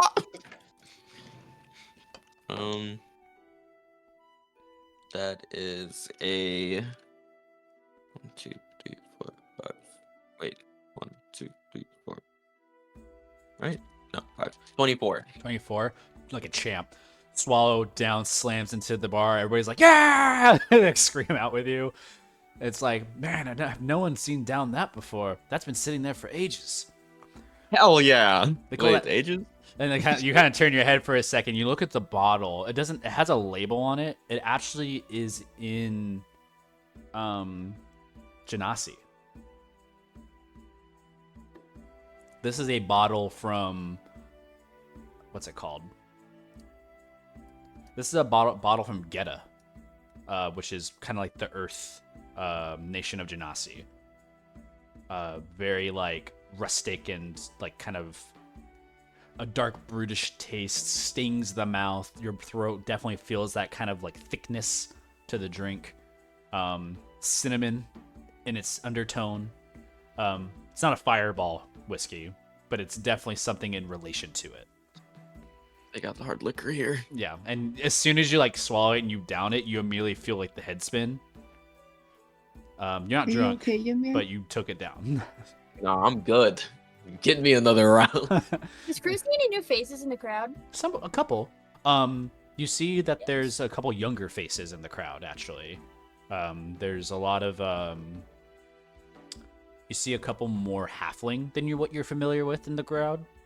You see a couple dragonborn, 2 specifically, that have approached in this bar. 2 of them kind of sit off into the corner distance, just kind of looking like at like what's going on around you. But nothing relatively like smack in your face.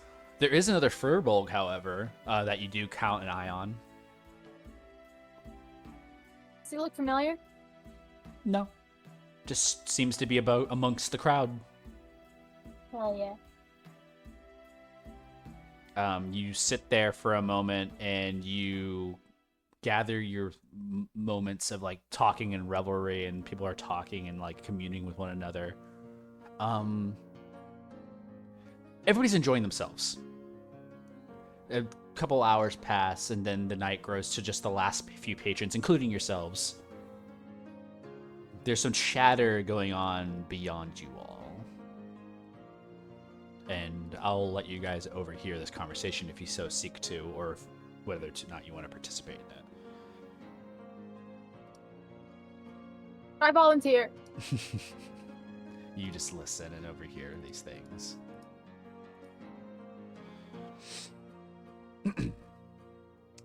Hey, his father was king once.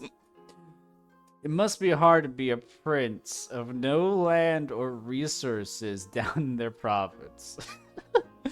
You see another person kind of like across from them. It's like, what, are you trying to engage the guy?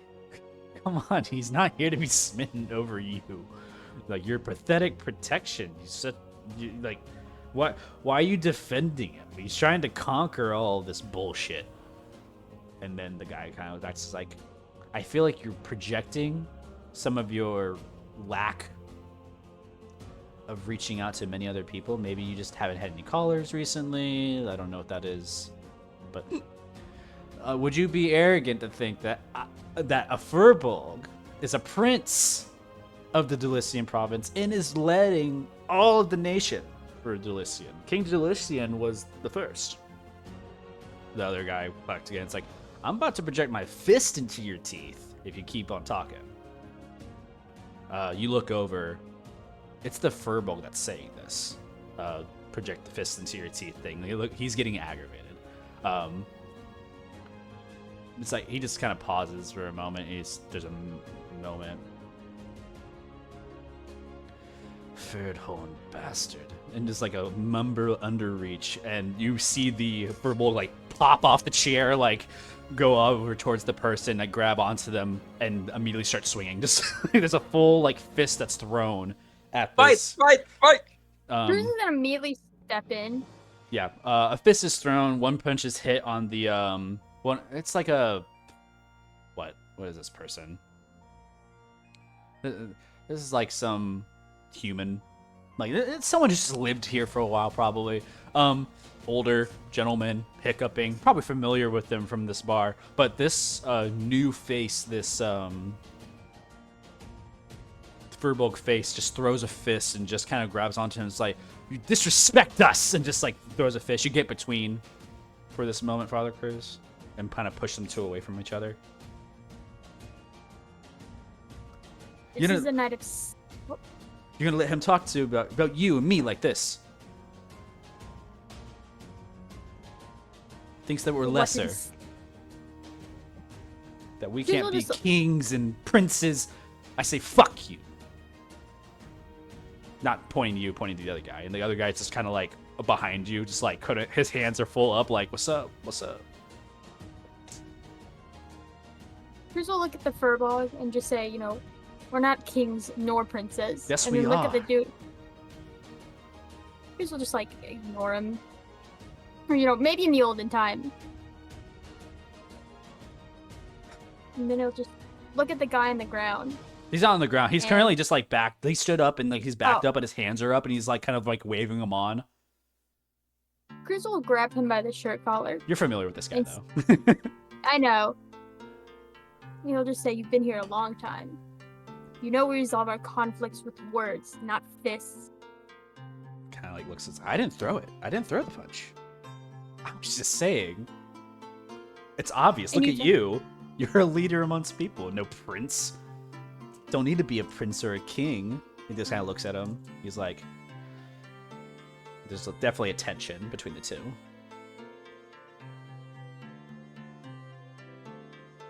We're equals here. Nothing less, nothing more. Make a persuasion check. I'm gonna use my thingy with the thing. Let's see.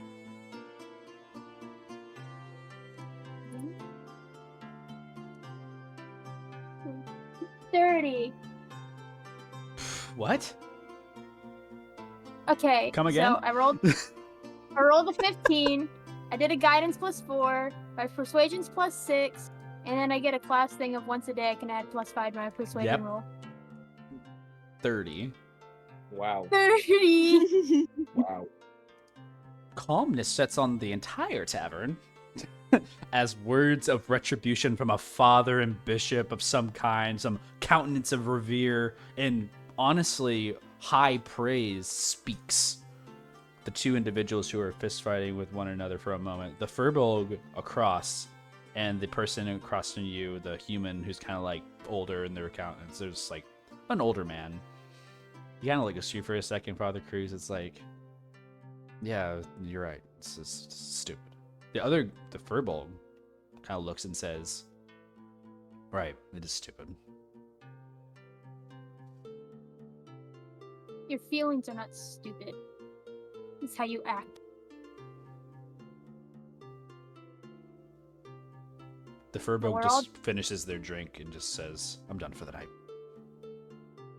Kind of like moves past the rest of you. Sorry. Walks out.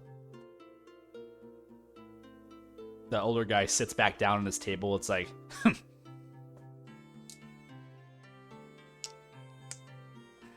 is gonna kick him in the shin.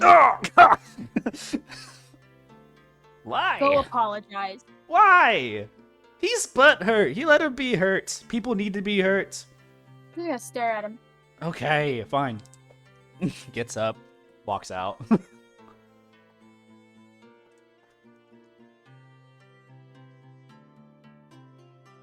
Another round!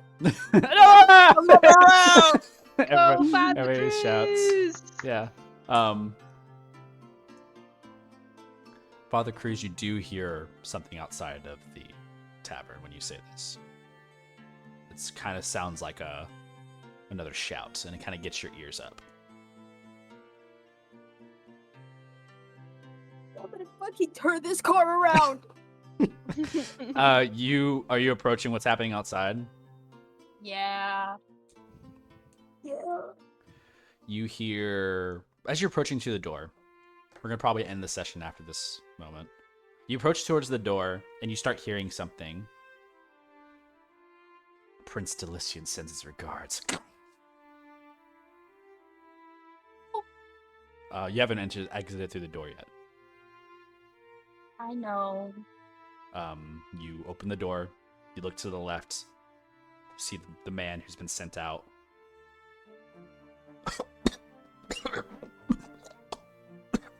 On the ground, bleeding from the side.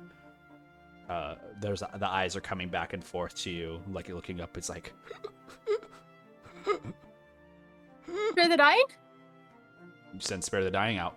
The blood stops for a moment.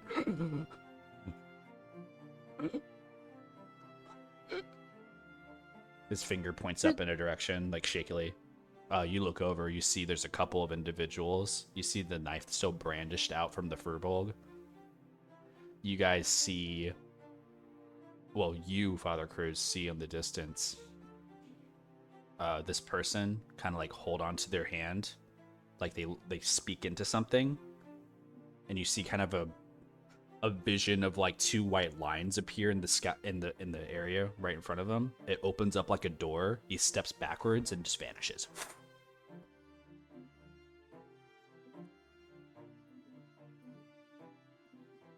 You turn back to the individual who's currently blood is like he's holding onto the thing on his side. He's like, get me out, get me, get. You're just like leaning closer. He like grabs onto you. Get me a drink. Chris is gonna heal him and then just leave him on the ground.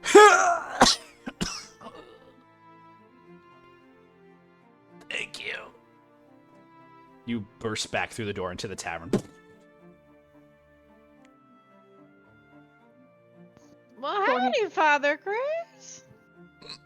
Another round, another round, another round. Chris is just gonna look pissed off for the rest of the night. You guys will end your session there. And with that, that is the end of our session. As you guys have entered the still area with some strange things afoot.